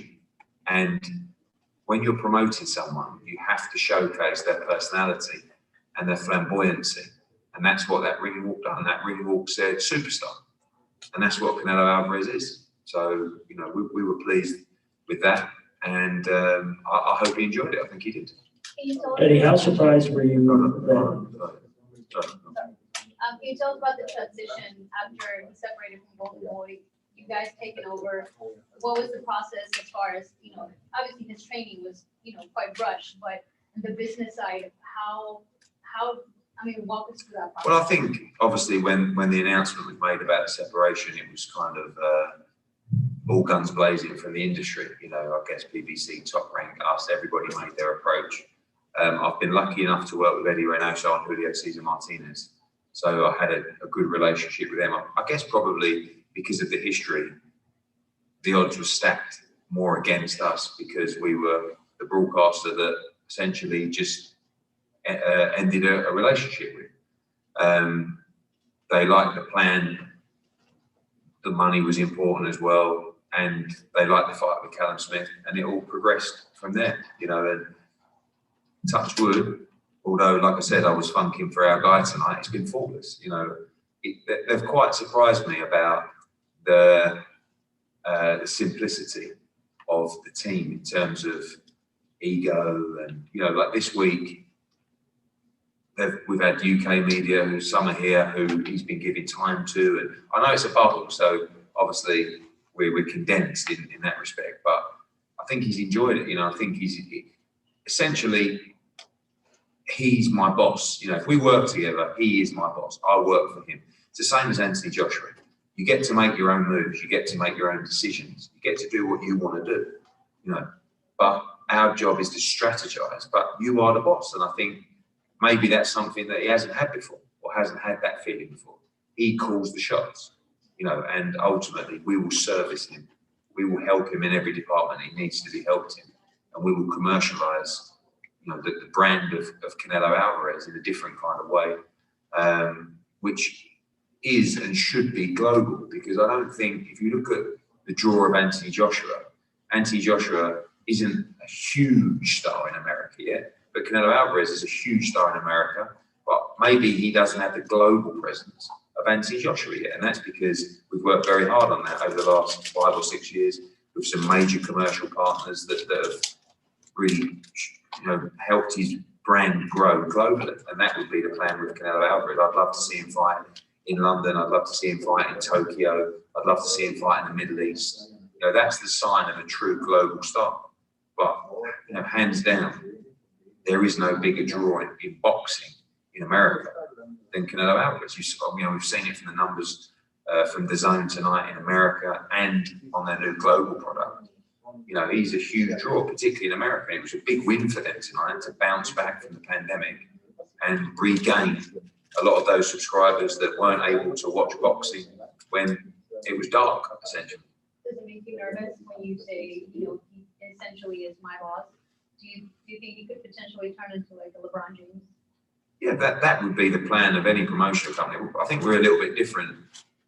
We understand how to grow a fighter or a sports star's brand, and that's what Canelo Alvarez is. And something as simple as the walk-on, it's just iconic pictures and images that go worldwide, and people look at it and go, wow, who's this guy? You know, we've been doing it with AJ for years. He walks out in front of 90,000 at Wembley with, you know, the flaming AJ and the fireworks going off. I mean, the fireworks scared me tonight. I think they scared Canelo as well, but those images are important. And he's, you know, he's the poster boy of boxing, really. You know, AJ and him, for me, the two global poster guys of boxing. So that's all part of the show. Eddie, how surprised were you that he beat Callum as convincingly and as easily as he did? I'm surprised, and it just goes to show you how good he is, you know, and the levels of Canelo Alvarez. I mean, we're all boxing fans here, and so is Callum Smith, and so is Paul Smith, and Stephen Smith, and Liam Smith. And the amazing thing about both guys is when I went into Callum Smith's changing room, they were talking about the fight and the attributes of Canelo Alvarez and the tactics, and you know. And then when I went into Canelo Alvarez's changing room, him and Eddie Hearn were going through the fight. You know, they're almost throwing punches, saying, "Yeah, I did this," and Callum said, "Yeah, he did this well." You know, and there is so much respect between fighters to Canelo Alvarez. You only have to look on the internet, and every fighter is saying he is the best. He is pound for pound #1. I think that his movement, his jab, his body punching. I mean, I don't think Callum was badly hurt in the fight. He took a lot on his gloves and his arm. I mean, you saw his arm. But it looked to me that he was incredibly heavy-handed, Canelo Alvarez, from where I was sitting. I mean, I was lucky enough to be in the corral tonight, and you know, his movement. Callum said he's so difficult to hit clean. You know, it doesn't matter if it's a jab or if it's a left hook. He rides the punches so well. He's always using his feet for pressure, and you know, you saw the best 168-pounder in the world tonight, you know, lose pretty much every round to a guy who, you know, has come up from the divisions from welterweight, and it's going to take something, you know, a bit like with Lomachenko, where he had to almost go to a weight class really to get beat. You know, he's a featherweight, super featherweight, and with Canelo Alvarez, you know, he's a welterweight, probably a light middleweight who went to middle. Now he goes to super middle. You know, he can make 160, but you know, he has to take the big challenges. And you know, I saw some names like Bivol and Beterbiev. And you know, you'd have to go out completely outside of your weight class and comfort zone to beat Canelo Alvarez. You know, I mean, you saw the Golovkin 2 tremendous fights, very, very close. Can Golovkin do that again? Can the movement of Billy Joe Saunders cause him enough problems? But you've got to hit him hard to keep him off. You know, Callum punches hard, but couldn't put a dent in him, really, at any time. And unfortunately, when you've got a fighter as good as that, who has a chin like that, makes it very difficult. Callum's not going to make it to the press conference, right? I don't believe so. When you spoke to him in his dressing room, did he specify really what was wrong with his arm? He mentioned it in the ring, but he didn't really describe it all that much. I saw it, I think, in the 11th round, because Canelo started looking at it and he was like pointing at it in the fight because it was getting bigger and bigger. It's not diagnosed yet. Some people in the changing room think he might have broke his arm. And it would make sense because he took a lot on it. I think it looks like a detached bicep or a tricep. I mean, he has a lump out the side of his arm, like very strange. The doctor said it's a torn bicep or tricep, and he's going to have to get scanned when he gets home, but he's clear to fly. Yeah, but how early in the fight did he say I think as early as the second or third round, but he's not. No, he didn't for 1 second say, "Oh, I couldn't do this or I couldn't do that." I think he just got progressively worse, and the more shots he was taking on it, I think the more problems it was causing him. But you know, he never finished the fight and said, "Oh, I couldn't do this or I couldn't do that." I think he's a very humble guy, and he just, you know, he held his hands up and said, "Canelo's too good." Sorry, to clarify, you said the doctor said he has either a torn triceps or biceps? I think they believe he has a torn bicep or detached bicep. Or rupture, or? I mean, until he gets scanned, I don't think they know. For me, it looks like a tricep because it's actually out the back of the arm, and it's now out there. But some of the brothers think it could be broken because he can't move his arm at all. You know, and sometimes with a tricep or bicep, certain movements you can't do, but he can't move his arm at the moment. So, you know, obviously you're talking about how Canelo and Joshua are the 2 biggest stars in the sport. Canelo right now is at a certain point with you. You said you mentioned, we'll talk about how you're uniquely positioned to grow Canelo into a global star, because he's talked a lot in the past about how important it is for him to fight in the Middle East, fight in Japan, fight in London. How far can he, how much bigger can he get than he already is now? I mean, he doesn't need to fight anywhere else because of the draw that he is here. It's a bit like AJ. AJ doesn't need to leave London, but that's not the aim of someone who wants to become a global star or build a global brand. And actually, that's not someone who wants to push the boundaries and take challenges. I think, and I haven't spoken to him about it, but I think he wants to fight in Japan. He wants to fight in those territories. And we're the only promoters that do that. You know, we're the only promoters that promote globally. You know, whether it's Spain, Italy, America, UK, Middle East, Far East, you know, Eastern Europe. We promote everywhere in the world, and we have the contacts. It'd be very easy for me to stage a fight for him in the Middle East. It'd be very easy for me to stage a fight for him in Japan because he's a huge star. You know, it's not a case of going out there with your begging bowl. You know, when you go out and pitch Canelo Alvarez to a territory, they're going to be extremely keen for him to fight there. And you know, when he came to the Andy Ruiz Joshua fight in Saudi Arabia, and you know, it comes down to strategy. You know, and it comes down to what kind of relationship you have with a fighter. Do you have a 2-fight plan, a 1-fight plan? Do you have a 3-year plan? You know, and I think there is a 12-month plan for Canelo Alvarez that would see him boxing probably 3 different territories. So in your ideal 12-month plan with these 3 different territories, can you kind of lay that out in your best vision? Well, I think Japan, you know, there's been always talk about the Murata fight, you know, whether it's Gennady Golovkin or whether it's Canelo Alvarez. We all know that would be a monstrous fight in Tokyo. I would love to see him box in the UK. You know, he could box Billy Joe Saunders at Wembley. Who knows when we're going to get that kind of capacity back. He could box in America any day of the week. I'd like to see him box in Mexico, to be honest with you as well. So it comes down to, you know, as I said earlier, he is the boss. We will put opportunities in front of him. Listen, maybe he's done his fight with Matchroom and he goes and takes another fight. But I would like to think we could put a plan together to get him excited. Eddie, tremendous event. I had to ask you this. Did you talk to Earl Spence tonight, and what did you think of him coming to scout Canelo? Yeah, I mean, that's a tremendous fight, you know, and Errol Spence is a big welterweight. The problem there is I do think you'll see Errol move to 154 maybe in the next 12 months. But then is he going to get to 160? And is Canelo, I mean, Canelo didn't request a rehydration clause with Callum Smith, not because he was concerned about what Callum Smith was going to weigh, probably because he didn't want to have to weigh in himself the next day. But, you know, those kind of guys, when you have a star name, it's a bit like when Kell Brook jumped to middleweight to fight Gennady Golovkin. Sometimes you need to fight a name like that to make the payday that doesn't exist outside of your usual challenges. And for Errol Spence to fight Canelo Alvarez, it's the only way, in my opinion, he's going to make that kind of money. He's not going to fight. He's not going to make it against Terence Crawford because I don't think the fight's big enough. And by the way, I think he said tonight he wants 60-40 or 70-30. So obviously that fight's not even going to happen. So Errol Spence is an amazing fighter, you know.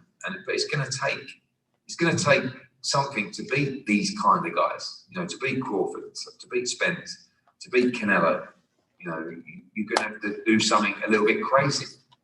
But if it's crazy, the money's got to make sense. I mean, and it's great to see him tonight. Great to see Teofimo Lopez. I mean, what a character he is. Fantastic for the sport. Oh, great. But Eddie, what makes Canelo so special from your perspective? There's a lot of amazing fighters in history currently. What do you see in him that makes him different? As a fighter, I think the communication he has with Eddie Reynoso is quite special.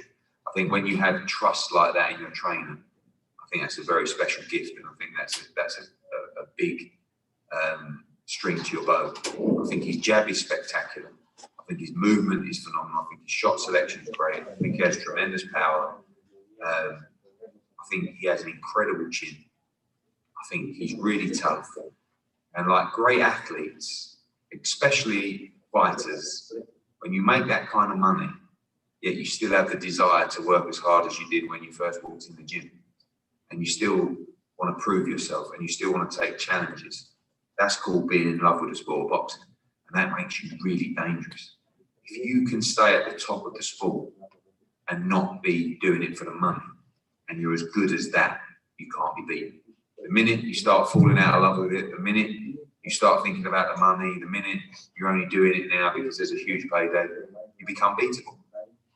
And to see, I see similarities in the mindset between him and Joshua. Because when I go back to the change room after the fight, all they're doing is talking about the fight and what happened in this round and how they improved. And did you see it when I did this? And they're in love with the sport. You know, and they're both incredibly wealthy. And it's a blessing they have. And it's called competitors. That's what they are. They love to win. They're winners. And they're very difficult to beat when you still have that desire. You should get softer, shouldn't you? You know, you should all of a sudden say, I don't need to hang in there when it gets tough anymore. But they love it, and they're pure fights. Thank you.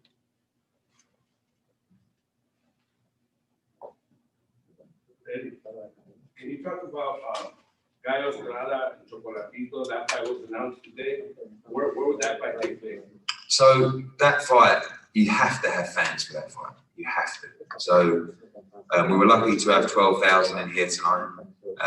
Managed to meet all the guys from the Alamodome. They've been absolutely brilliant. And we want to thank them. We want to thank the Texas Commission as well.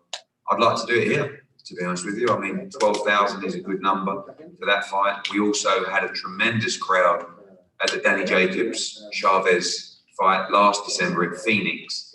That was amazing. I've always wanted to promote the show at the old StubHub, the now Dignity Health. For me, that fight suits that venue down to the ground. But are we going to be allowed fans back in California in March? Maybe not. So the fight is set March 13th, and we'll work on the venue. But it must. You know, I mean, I've felt really lucky just to be able to do shows behind closed doors. But when you go to Gennadi's show last night and it's completely closed to fans, and then you come here and you remember what it's like to have energy in an arena, you do miss it badly. And you know, Gallo against Chocolatito is a fight that must have fans. So we'll announce the venue in due course.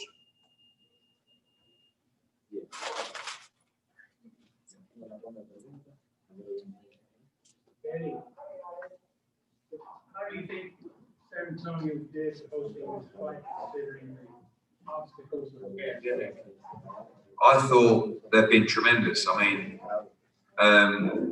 as a foreigner, you know, cases are high all around the world. Cases are high in Texas, and I think the worry is you presume that cases are high because people don't take responsibility. But actually, I mean, the amount of times I got told to put my mask over my nose tonight, you know, it shows you that people are taking it very, very seriously. I think we doubled our spend on stewarding and security to try and maintain distancing in the arena, with the arena. It's very difficult to get it perfect every time. Last week, we had only 1,000 people for the Anthony Joshua fight. Again, reminding people to wear masks, trying to keep people distanced. It's not easy, but I think the guys here did a tremendous job. The commission are tough but fair.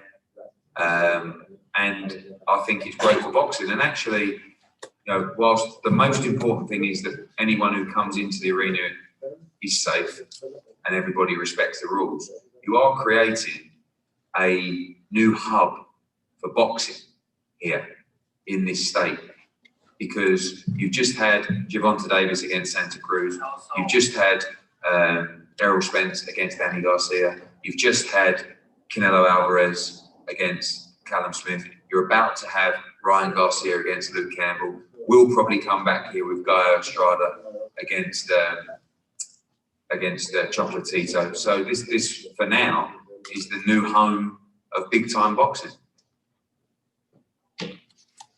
So until things change, this is the place to be. I think so. As long as we can keep things safe for fans and customers, as long as we can respect the rules that are put in front of us, we'd certainly look to come back. You know, I think that there's two elements to it.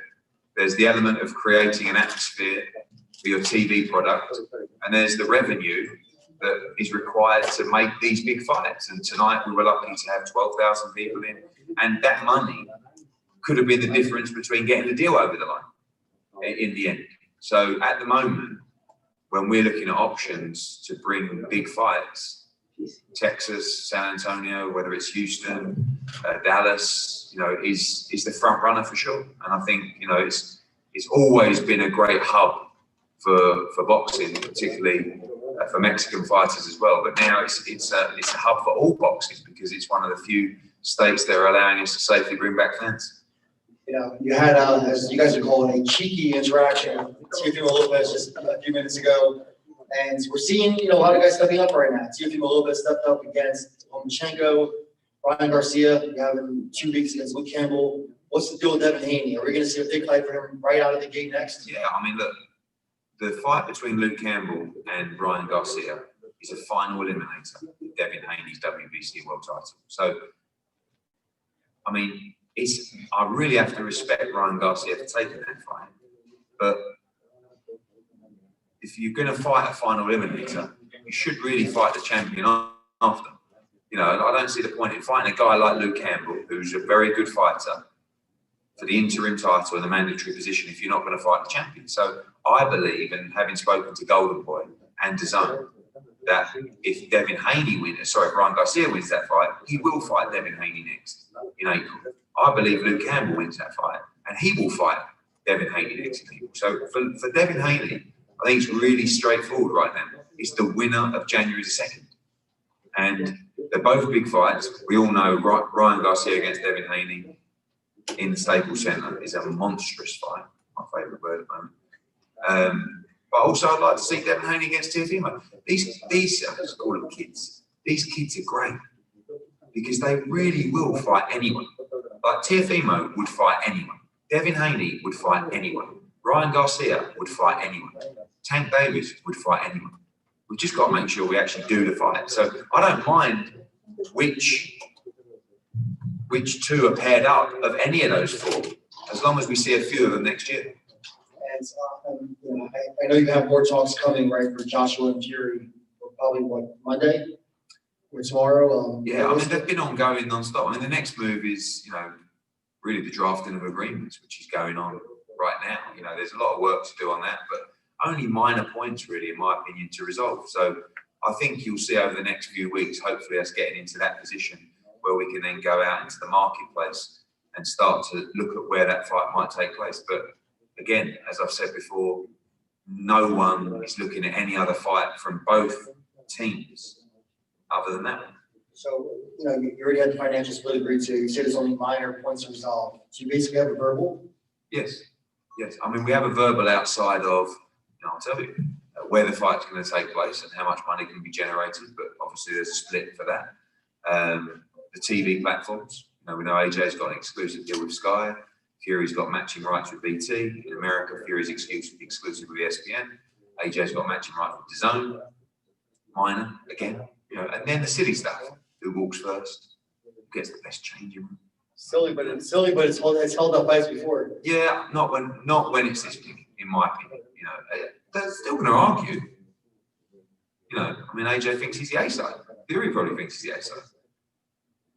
Who is the A side in your opinion? Anthony Joshua. You're removing yourself. Anthony Joshua. I mean, when you talk about as a global brand and the biggest draw globally in that fight, it's clear. AJ is. He holds 3 of the belts. He's by far the biggest. This is why Tyson Fury couldn't fight in December, and AJ could.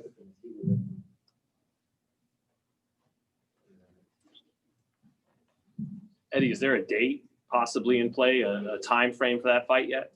Depends where it could take place. I mean, you know, if it's going to be in the Middle East, Ramadan, I believe, runs till mid-May. So end of May, early June is the target for that fight. You know, if he's going to be in the UK, May, June is great as well. But again, it depends on, the only way that fight can take place in the UK is if you can have 90,000 a win. And even then, the guys are going to be taking 50% of the purse to an offer from another territory. But without a full stadium, which right now, with the UK going into another lockdown over Christmas, who knows? Who knows if we're going to see those kind of numbers May, June of next year. Hey, Eddie, Ryan O'Hara, The Ring Magazine. Just wanted to get your thoughts on Canelo's victory in regards to that now made history once again.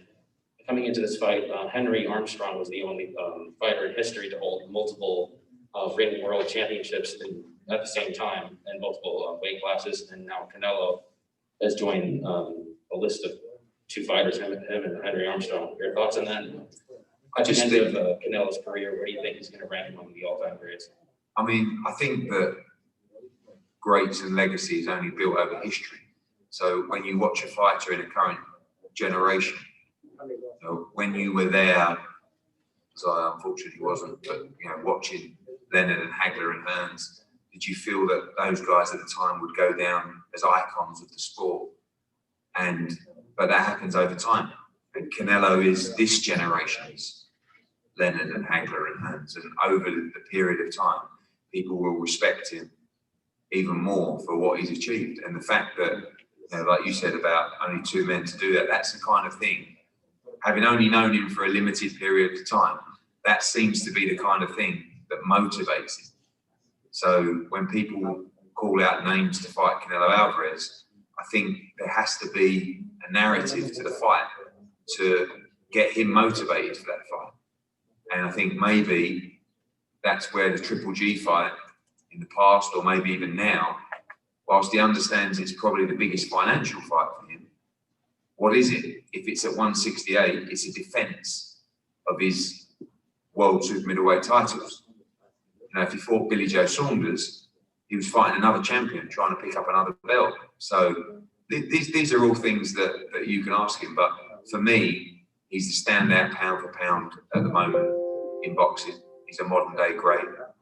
And as time goes on, that legacy will be established, and he will go down as, like I said, the great of our generation, I think. Hey, Eddie, welcome back to Texas. And Jeff Zimmerman from Fight News. Yes, Jeff. Hey, what is your relationship with Al Heyman and the PBC?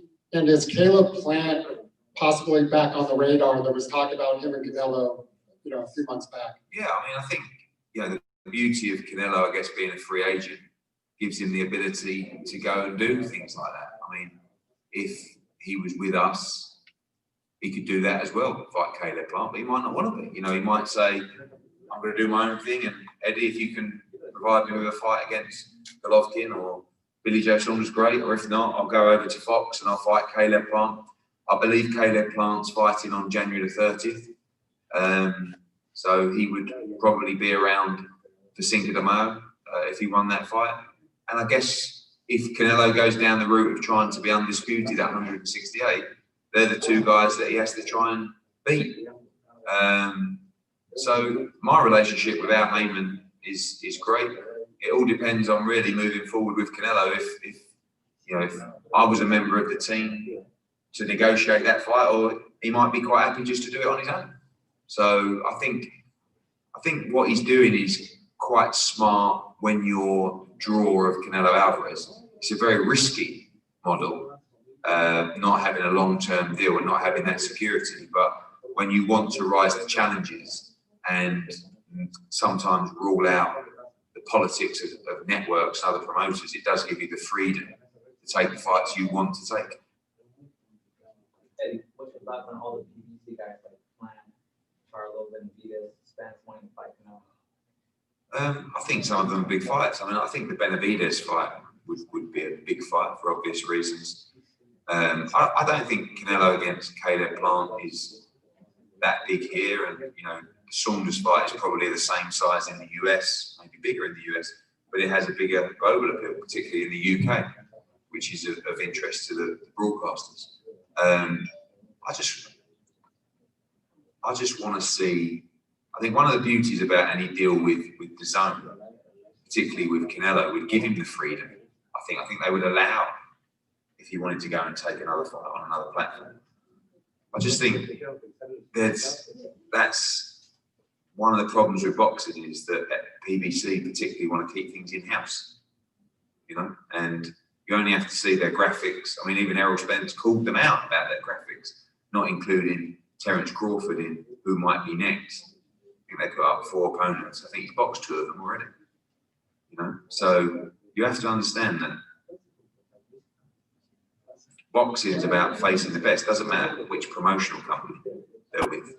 Obviously, it's easier to make in-house fights, but you know, everybody looks at Canelo Alvarez as the money fight. You know, there's not a fighter in 160 pounds or 168 pounds that isn't saying, "I hope I get the call next," because it's your shot at greatness and it's a pot of money.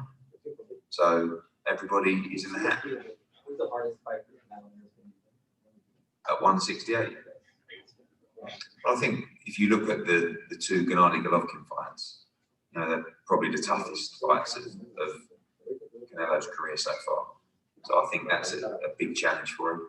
I think Billy Joe Saunders is a tough fight. You know, if Billy Joe Saunders can get in the groove that we saw him in against David Lemieux, which was a fantastic performance, the groove that he was in against Andy Lee when he beat him. And it's going to take a challenge like that to bring the best out of Billy Joe Saunders. Listen, he may be unbeatable. He may be unbeatable. Like I said, you may have to go to 175 or maybe even Bridgerweight, you know, to get beat. Eddie, Edgar Berlanga tweeted out that he would have knocked out Callum Smith in the 6th round. He's got 16 first-round knockouts. What do you think about that tweet? I mean, I think Edgar Berlanga's opposition is absolutely horrendous, to be honest with you. I mean, Edgar Berlanga may well be able to fight. He certainly carries power. But I think I was having a row with Coppinger the other day about it. I mean, the last guy in box was supposed to be durable, just threw himself on the floor. I mean, maybe it was because of Berlanga's heavy hands. But my good friend Keith Connolly, who is Edgar Berlanga's manager, I said, you know, when are we going to see a step up? 16 first-round knockouts. I mean, you should be ready to fight for a world title after 16 fights. He's not boxed anyone in the top 40 of the world. So I think Edgar Berlanga, if he's going to show that he is a big threat in the division, needs to start fighting guys in the top 15. And by the way, I think he can really fight. And I think he's incredibly excited. But we can't get too excited when he's facing the level of opposition he is. I have a very important question for you. Oh dear. So production was awesome, great event. What in the world was that with the virtual Michael Buffer? That was so creepy. And then we also had David Diamante too. So this is what happened, right?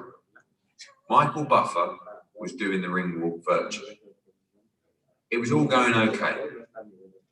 And then after Let's Get Ready to Rumble, when we got to the stage of introducing the fighters, the production didn't pipe it into the arena. So on TV, it was fine. You heard Michael Buffer actually intro the fighters, but in the arena, it was just quiet. So after 30 seconds, I just said, this is ridiculous. So I told David to get up, and he had to get into the ring, and then he announced it. So it worked in the arena, and it might have worked at home. I actually thought it was a bad idea. I just said we were just having a friendly joke with this, and I actually quite liked it, but because it kind of worked in a weird way that on TV you heard Buffer, and in the arena you heard Diamante, but seamless it wasn't. If the zone quite liked it, then they had bigger problems. Yeah, I think it come across okay on TV, but for me, it was creepy. Yeah, you're quite creepy sometimes. Eddie, Marc Castro, for pro debut. Yeah. Usually pro debut, there's not a soul in there. Yeah. He's co-main, didn't show no fear when he got the knockout. What did you think of how he handled it? I think it was a big occasion for him. I mean, I changed his position. It was going to be the first TV fight.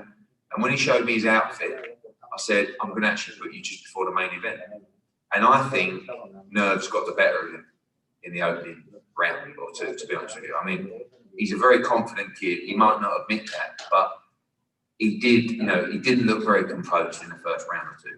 When he started to settle down, when he started to, you know, set his feet, he's very, very good. Very, very good. But there's a lot more to come from Marc Castro, and there's a lot more to come from all our kids. I think Raymond Ford is a fantastic young talent. I mean, you see the benefit of sparring with the guys like Teofimo Lopez and Shakur Stevenson. And Ammo Williams is so exciting. You know, he's very, very heavy-handed. So Marc Castro is going to be a big star. I mean, there's a lot of people say he looks like Elon Musk. You know, and I saw that, yeah, young Elon Musk. So hopefully he ends up making the same kind of money. How does he end up as a pro debut, co-main event? I mean, aside from the fact that he did great on the fight, but I just think that obviously we were very challenged in this show financially with no gate, or not the kind of gate that you'd expect for a normal Canelo Alvarez fight. So unfortunately, we didn't have the budget for, you know, a show at MGM that generates another, I don't know, 7 million on the gate. So we saw Frank Sanchez and we saw some good fights, and I just felt that if we're going to invest in these young kids, this is the kind of platform that you need to give them the opportunity to do something different. So a lot of people put fighters, young fighters out early, like Eddie said, with no one in the crowd. And I get a buzz out of watching a young man like that go out in front of 12,000 people. And like I said, I think he had jelly legs for the first round. So I wanted just to give him the chance and the platform that maybe others couldn't have got. And if we're going to build a star, that was the perfect way to get him off the starting line tonight. Excuse me. Omar Perez Campos from Guadalajara. We know Canelo and Canelo team wants to fight in his city, but so big fights like Saunders or Golovkin are possible in Mexico or just in another country? I think the only way that can happen is if there's investment from the government, because I don't believe the gate financially would generate the kind of money that you need to make a fight like that. So does that mean that maybe a smaller fight comes to Guadalajara, like a Yildirim fight or something, you know, in the interim? Again, my relationship with them has been quite brief, so I don't know the full mindset, but I do get the feeling that they would like to do something quickly in Guadalajara. And, you know, for me, that's the kind of thing that goes down in history. Now, when you talk about legacy, doing something in his home city would be amazing, would be incredibly special. So I think that that's really the next step for him, is to take challenges, not just in the ring, but out of the ring. You know, and that would include Europe, or, you know, Tokyo, Guadalajara. So that's another question for him. You know, if he turned around to me and said, "I'd like your help to do a show in Guadalajara," I mean, well, I'd go there tomorrow. So, in your ideal plan for Canelo, which fight do you want to make it happen first, the Billy Joe Saunders or the Golovkin fight? I think the Golovkin fight is the bigger fight globally. You know, bigger fight for DAZN. But you know, at the same time, I want to give Billy Joe Saunders a big fight. You know, he had that fight. We agreed that fight with Golden Boy. He actually flew out to Las Vegas to get ready and start training, and we were one day away from the announcement of that fight. So it kind of feels like a little bit of unfinished business there. Again, I think that's, you know, money doesn't seem to be the single motivator for Canelo Alvarez. I think he wants to fight the champions, and, you know, but for me, the next fight in May anyway should be Billy Joe Saunders or Triple G. Anthony, do you have any updates? And I was going to ask you if you would come. Yep, I will go and get it. All right, give me 2 minutes. Thank you.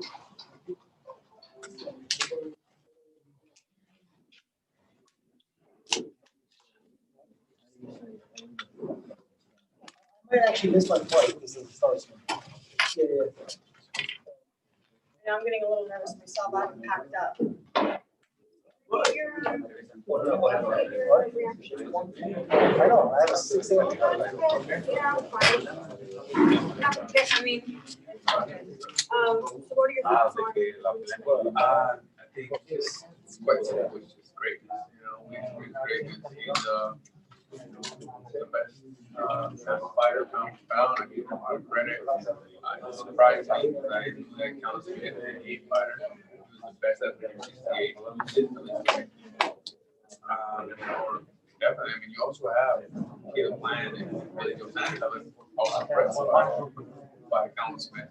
But he just wasn't able to open it up and, land any good shots throughout the fight. I thought Callum really decisively every round. On my score, because he kept that aggression, connecting to the shots, didn't let Callum Smith, and even the long punches. He had his distance very well thought out. The timing was perfect. Eddie Hearn just said that the likelihood of making the next fight Canelo Alvarez is pretty high up on the list as far as making it probably tonight. What do you make of that fight? And is there anyone at 168 that could trouble? I think it could be a chess match. I think it's a fight that's very well possible to make because Canelo does work with Hearn. I think they have the relationship together. The fight that they make each good fight, chess match. I mean, it could be a fight that I think. Female Lopez, Female, you come out here, you be very precise. But showing this power that Canelo has. Undisputed. For Boxing Social. So. Well, obviously the final two. So the next, wants to undisputed at 168. I heard you say that you're still the fighter of the year, though. Was that correct? I want to diminish anyone. I say one or the other. It's credit away. They're both champions. Both interesting fights. And absolutely, baby. It's one by one. So it'll be either Caleb Bland first or Billy Joe Sanders. Teofimo. Did you see him? Okay. So the most recent takeover was, I guess you'd say, excuses that Vasil Lomachenko had given in regards to, I guess, judges being right. Takeover. The word he used. Teofimo. What do you make of him saying that? And how did you score the fight? I think that, absolutely. Win the win, loss the loss. You got to get credit due. And if you think something went wrong, go back to come back and people were against something. Come back and outperforming your last fight. Better, that way you make a decision to the point where it will be able to do it. How did you score the fight? Didn't it sign for a second? No. But it's not. They don't have a rematch. Well, he should ask for the rematch to prove people wrong. But I'm sure he'll be one up in the league there. He's a big guy. Struggling for me. I think so. Did you have Teofimo winning the first fight? Was it close? Honestly, I did have Teofimo winning the fight by surprise. I told the man, honestly, I didn't know if you were going to be able to make it out because the other guy had so much experience, but you lived up to the hype and you outperformed yourself, honestly, because we didn't expect that from you. You just showed how good you really are, how great you really are. Because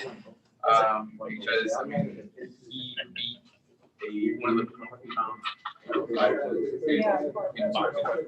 Everyone gave him so much credit. So I gotta give the people on the better, and Lomachenko is still on top. This is it takes the belt away, but it's no credit away from him from everything that he's accomplished. So we'll see what he can accomplish in the next fight. If you can show everybody. Lastly, Errol Spence Jr. is here.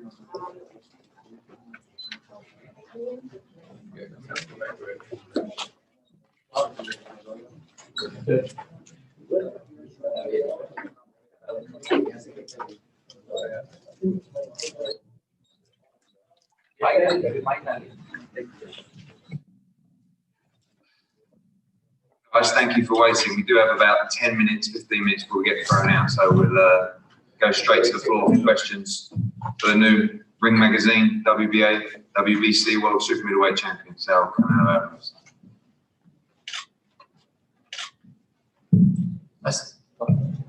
Canelo, you know, with all the advantage in height tonight for Callum Smith, why wasn't he able to be effective at stopping you from coming in? And why were you able to dominate him tonight? Pues porque soy mejor. Because I'm better. Porque soy mejor y porque tengo muchas habilidades que hago que se la piensen a la hora de tirar. Porque soy mejor que ellos. Because I'm better. Because I have many abilities. I make them think about what they're going to throw, and simply because I'm better. The other two big fights discussed for you primarily are Caleb Plant and Billy Joe Saunders. Very different styles than Callum Smith. How do you approach those styles, and are they more difficult fighters, you think, for you stylistically than Callum Smith? No, como lo he dicho, yo tengo que adaptarme a todos los estilos. En esta ocasión me preparé para el estilo de Callum Smith. Obviamente si se dan estas peleas me voy a preparar para ese estilo y la voy a hacer de la misma manera, ¿no? Voy a pelear de diferente manera para salir ganador, como lo he venido haciendo. Well, as I said, I adapt to all styles. I adapted for Callum Smith this time around, and I'll prepare for any style. I will always prepare for any style, and I'll be ready. I'll always be ready and be the winner. Bueno, salud, felicidades por el título. Elías Quijada, el octavo Sports de Guadalajara, México. Varios nombres ya comienzan a sonar, el de Billy Joe Saunders, el de Triple G inclusive, por ahí también cae plan. ¿Cuál es el más cercano para tu próxima pelea? ¿Qué rival visualizas? Pues mira, ahorita prácticamente pues vamos a disfrutar de la Navidad, de este triunfo, de este gran triunfo que tenemos, pero pues el plan a corto plazo es unificar los títulos en las 168 libras. Ese es el plan a corto plazo. Well, right now we're just going to enjoy Christmas, and enjoy the great victory that we had, and short term unify all the 168-pound titles. Pregunta por favor para Canelo y para Eddie. Antes que nada, felicidades por este éxito y de mexicano a mexicano lo celebramos. Canelo, la estrategia fue prácticamente perfecta. Lastimar el brazo, el cuerpo y irlo debilitando hasta que tuviste a punto del knockout. La verdad que fue una estrategia, no sé si coincides conmigo, en donde se buscó el cuerpo, los brazos y debilitarlo literalmente y tratar de evitar su jab, que sin duda era muy peligroso. Así es, pues como lo dijimos Eddie y yo en el campamento, no había necesidad de primero buscar la cabeza, ¿no? Buscar prácticamente donde se nos presentara y pues el cuerpo y irlo trabajando así, y obviamente pues ver cómo nos sentíamos después de 13 meses de inactividad también. Y trabajamos muy bien, creo que hicimos una gran estrategia y al final hicimos lo que teníamos que hacer para ganar, demostramos muchas cosas arriba del cuadrilátero y estamos muy contentos por eso. Eddie, por favor, y además agregar algo que Eddie dijiste en la transmisión, si haces el round perfecto en el 12, lo puedes noquear. Sí, yo creo que lo único que faltó para que todo fuera perfecto fuera el knockout, pero pues yo estoy muy contento de la actuación, mostró muy buenas cosas a la ofensiva, a la defensiva, muy buena condición, ante un buen rival, digno como fue Smith, muy valiente, y pues estamos muy contentos. Muchas gracias. Someone translate that? Yes, and obviously, it would have been nice to have a knockout, but I'm very happy. We, offensive, defensive, everything, very happy. It was a very good performance. Canelo, at which point in the fight did you notice Callum Smith's arm, the injury that he had on his arm? Did you notice it early in the fight or later or what? Desde como el cuarto, quinto, empecé a ver que obviamente le estaba doliendo. Eso, pues tengo mucha fe a esos golpes. En el 12 fue cuando ya le vi el hinchazón, ¿no? De tantos golpes que le di ahí. Prácticamente pues era un plan que teníamos, ¿no? Sabemos del gran contragolpe que tiene con su mano izquierda y pues prácticamente es lo que trabajamos mucho en el gimnasio. Well, it's the fourth or fifth round that I obviously saw that it was hurting. I have much faith in those type of punches. But it was at the 12th when I saw that he was very hurt, and we knew that he has a really good left punch, so we worked that. That's what we worked at the gym. Saúl, habla del amor que le tienes a Eddie, le dices a papá, habla de eso y el respeto que le tienes. No, Eddie y yo obviamente somos una familia, le tengo mucho respeto, estoy muy orgulloso de todo lo que ha hecho, de todo lo que ha logrado, y yo me siento muy afortunado de tenerlo conmigo en mi vida personal, en mi vida profesional, porque es una persona que nunca te vas a encontrar en la vida y que te cuida, que te quiere, que es más el amor que cualquier otra cosa. Y en este campamento, aunque no me crean, pues hemos tenido todavía más unión, hemos estado más unidos, nos hemos conocido aún más. Imagínate, después de tantos años, todavía conocernos más, y para mí Eddie es mucho más que mi familia. Oh, just imagine Eddie and I we're family. There's a lot of respect amongst us, a lot of respect personally, professionally. He takes care of us, and it's more than just the professionalism. It's the love that we have for each other.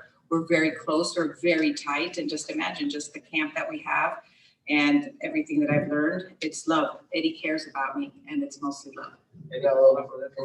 Sí, no, pues estamos orgullosos, hemos trabajado desde abajo, nos han costado mucho llegar hasta donde estamos, y creo que al final de cuentas pues estamos los que debemos estar siempre. Desde niño lo estoy entrenando, siempre ha sido muy obediente conmigo, y me siento muy orgulloso, afortunado de tener más que nada una persona en la vida de uno como Saúl, que es leal, que es una persona honrada, que es un deportista íntegro. Entonces, con personas como él y deportistas, uno como entrenador y como persona crece mucho, pues me siento muy orgulloso, más que nada bendecido de que seamos un equipo y una familia. I'm very proud of him. He's, we started from nothing, started from the bottom, working really hard. I've been training him since he was a child. I'm very proud of him. Saul is not just he's very obedient. He follows instructions, but he's very loyal. We have grown together. I'm very fortunate, and I'm very blessed to have him. So, you're now a four division champion. I don't think there's any question that you're the best pound-for-pound fighter in the world. For anyone who wouldn't have you as that status, is that someone that you just can't convince? No, siempre va a existir ese grupo de gente que nunca la vas a convencer, por más cosas que hagas, ¿no? Por más títulos que ganes, por las grandes peleas que tengas, siempre habrá ese grupo de gente que no la vas a convencer, pero la verdad es que no me interesa convencerlas. ¿Por qué? Porque nunca lo haré. La verdad es que tengo mucha gente que cree que me catalogan como el número uno, y esa es la gente que hay que ver, no a la demás. No, there's always going to be that group of people that no matter what you do, they're never going to care, they're never going to like you. It doesn't matter how many titles you earn, they're never going to care, they're never going to like you. And, but there is that group of people that always stick with you, and that's who I'm happy to have, and that's who I'm happy to keep happy. Yeah, so obviously you're a free agent, and now you've been through one fight promotion with Eddie Hearn and Matchroom. What are your initial thoughts on the experience, and do you see yourself working with Eddie going forward? No, pues obviamente estoy muy contento, muy agradecido con Eddie. La verdad que hizo un gran trabajo, estoy muy contento con el trabajo que hizo. Creo que es una de las presentaciones más bonitas y más orgulloso que me he sentido. Muchas gracias. El empeño que le puso para hacer esta gran función, y creo que nunca lo habían visto mis ojos esta entrada.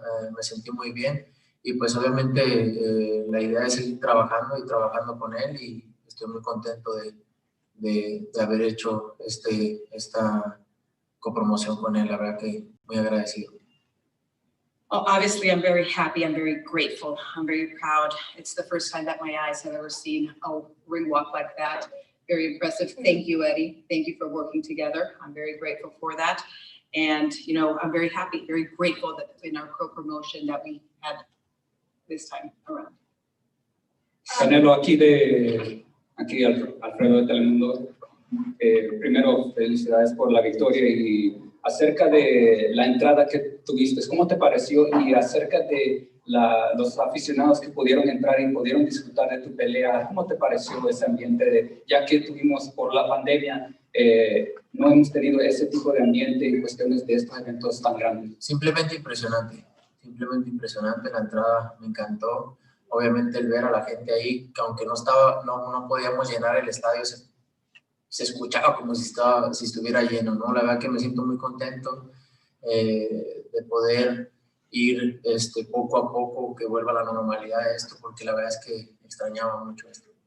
Simply very impressive, very impressive. I love the entrance. And even though the stadium was not full, it sounded full. So I'm very happy about that. And hopefully, you know, everything goes back to normal very soon. Canelo, maybe in English, if we can. I'm gonna try. You've done really well. People have responded very well to your English. So you've moved across several divisions so seamlessly. What's the likelihood of you possibly one day wanting to entertain cruiserweight? No, it's too much. It's too much. I think 168 and 160 is my best. Okay. Hey, Canelo, congratulations. Back here, way back, you have Zimmerman Fight News. Did you see Errol Spence tonight at the fight? And what about fighting him back at Cowboy Stadium in Dallas next year? Sí, lo vi. La verdad que, pues obviamente, agradecido de que estén aquí. Pues ahorita tenemos otras metas, ¿no? Tenemos otras metas a corto plazo, que es ganar los títulos en las 168 libras y pues más adelante veremos. Yes, I did saw him. I'm very grateful that he was here. But reality is that we have other goals right now. We have the goals of the 168-pound titles. Canelo, I know you said you were just better than than Callum Smith, but how awkward was it fighting a guy that was 7 inches taller than you? No, la verdad que como lo he dicho, para mí eso no me genera diferencia. Tengo las habilidades boxísticas para poder lidiar con ese tipo de peleadores altos, medianos. Mi experiencia me da para poder adaptarme a cualquier situación. No, as I said before, that doesn't matter to me. My boxing experience is what matters. If they're taller, shorter, that doesn't matter to me. My experience is what gives me the ability to fight anyone. Guys, we're going to have 3 more questions, okay? Canelo, congratulations. Arigato. Arigato, Guillermo. Wow. Okay. Eddie actually just talked about you going to Japan next year. It's a possibility. Are you still interested in fighting Japan? Sí, queremos ir a Japón. Vamos con Eddie también y creo que sí hay buenos planes para ir a Japón. Yes, we do want to go to Japan. We spoke to Eddie as well, and I think that there are good plans to go to Japan. Los peleadores más grandes que ha habido en la historia del boxeo han peleado en Japón, han peleado en Europa, han peleado en México, han peleado en África. Entonces Saúl es un peleador grande y vamos a buscar que pelee en Inglaterra, que pelee en México, en Japón, en África, donde sea. Yes. Para eso se va a encargar Eddie. Yes, the best fighters in the world have played in Japan, have played in Europe, have played in Mexico, have fought in Africa.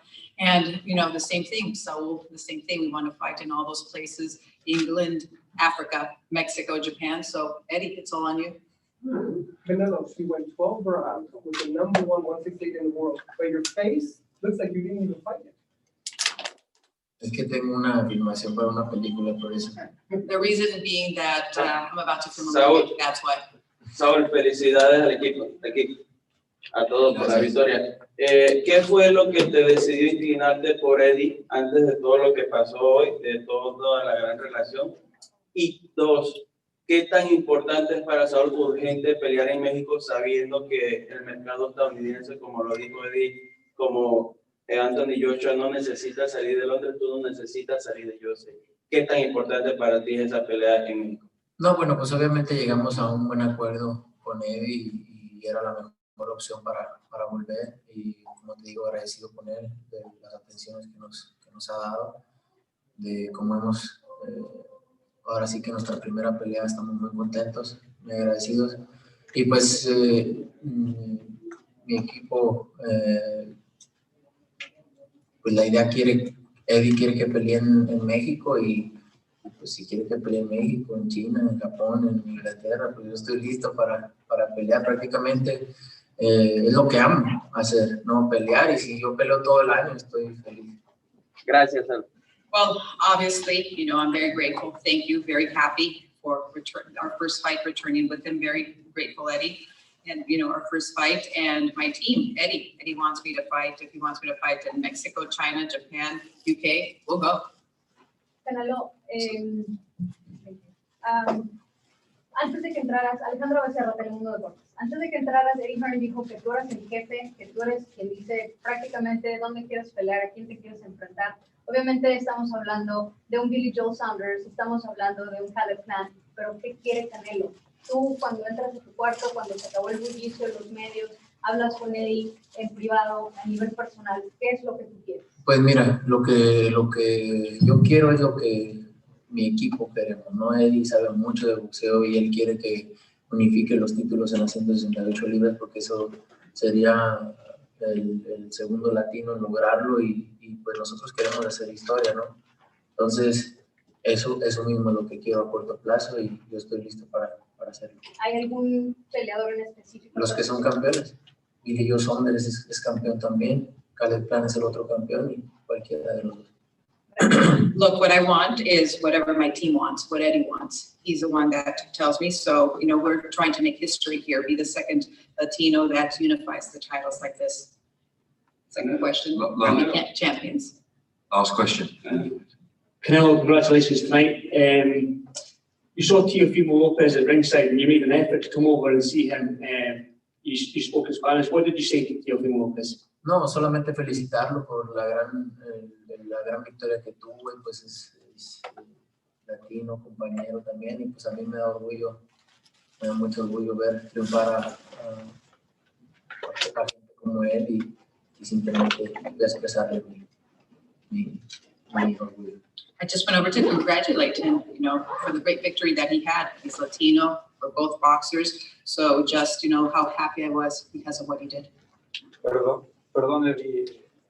Last one, we must finish up. Yeah, sorry. Canelo, justo ayer hablamos del tema de que la gente, si no te ven una guerra, hay quienes no te valoran, no les diste gusto. Vi a Carlos Correa hablando de que tienes el IQ más grande desde Mayweather, a un campeón del Super Bowl comparándote con Neo de Matrix, quitándote los golpes. Parece que la gente cree que ya el único reto para que alguien te noquee es que lleves tu cuerpo, y lo decía Eddie, hasta las 175 libras a enfrentarte a los noqueadores. Es injusto que por ser tan buena de estas divisiones te pidan que vayas. No, lo que quieren es verme cortado y todo hinchado y que me pare de la lona para poderlos convencer. Pues el boxeo no es así, el boxeo es pegar y que no te peguen, y es lo que estoy haciendo.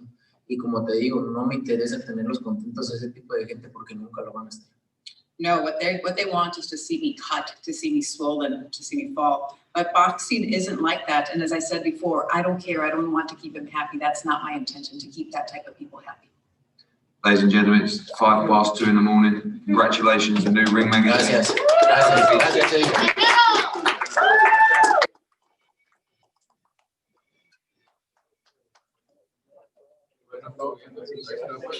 Gracias a todos. Thank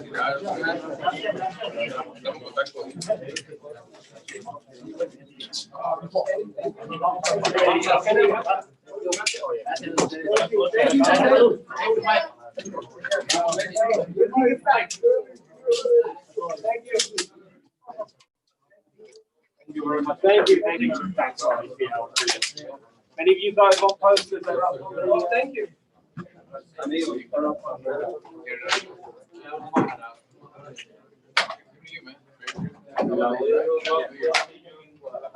Yeah, that's good, right? You like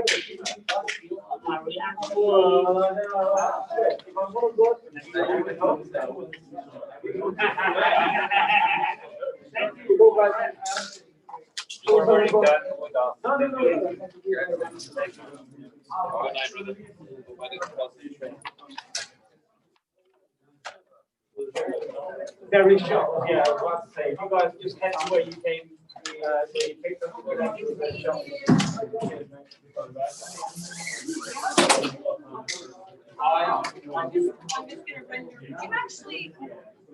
You actually be able to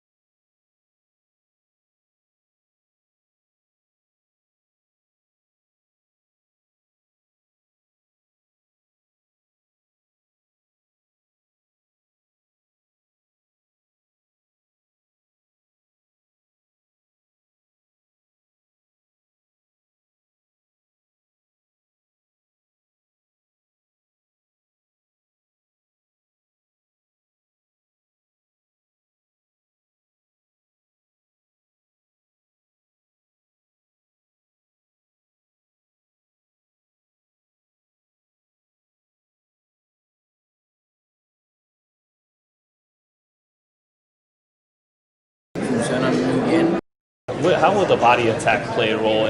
When you fight tall guys, everyone talks about the body attack. Yes, I am a natural counter puncher. That's what I like.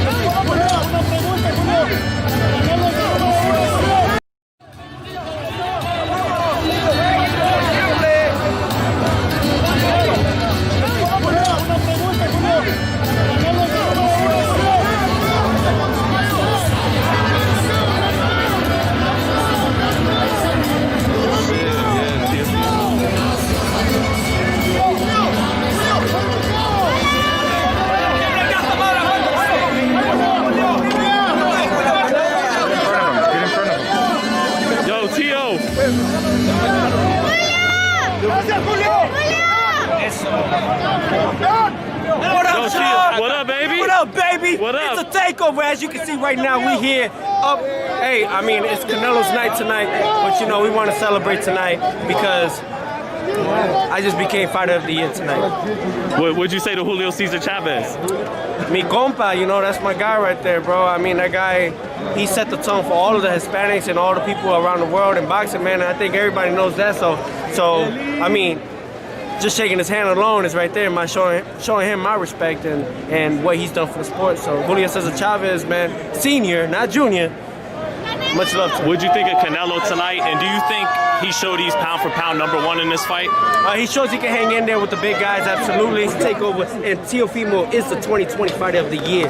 And guarantee you, they may not announce it on Monday, they will announce it soon. I want to talk about, sorry Andy there. Lomachenko's came out, he's come up with an excuse that he was injured during the fight and that you'll never give him a rematch because you know. Quick thoughts on his statement, Lomachenko?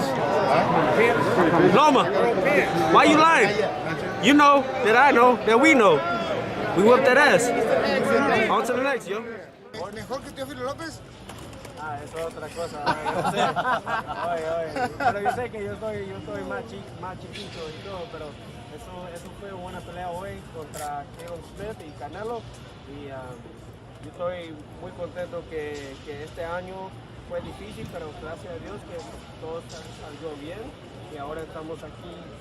La última pelea fue con Canelo, terminó todo, se vio a México. ¿Qué fue lo que más te sorprendió de Saúl después de ver la exhibición hoy contra un tipo que...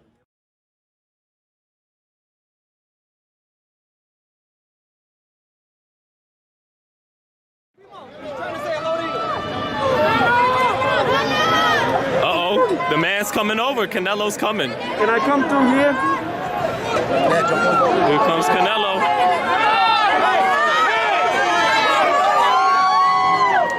Campeón. Oye, muchas gracias. Orgulloso de que representes a López.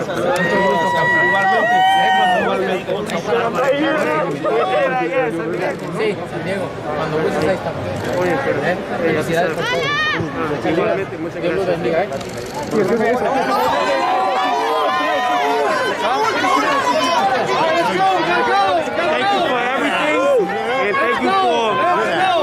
for putting on for the Hispanics, and we respect each other. That's good. It's all about respect. What did you make of his performance tonight against Callum Smith? Hell of a fighter, man. He's a great performer, man. He went out there, he did what he had to do. You know what I mean? And I earned my stripes, and I think that's what made Canelo come tonight. He knows what I'm all about, man, and he knows that I'm here to be the best, just like he is doing. And I think that it goes a long way, and it goes to show that boxing is not dead. Boxing just started.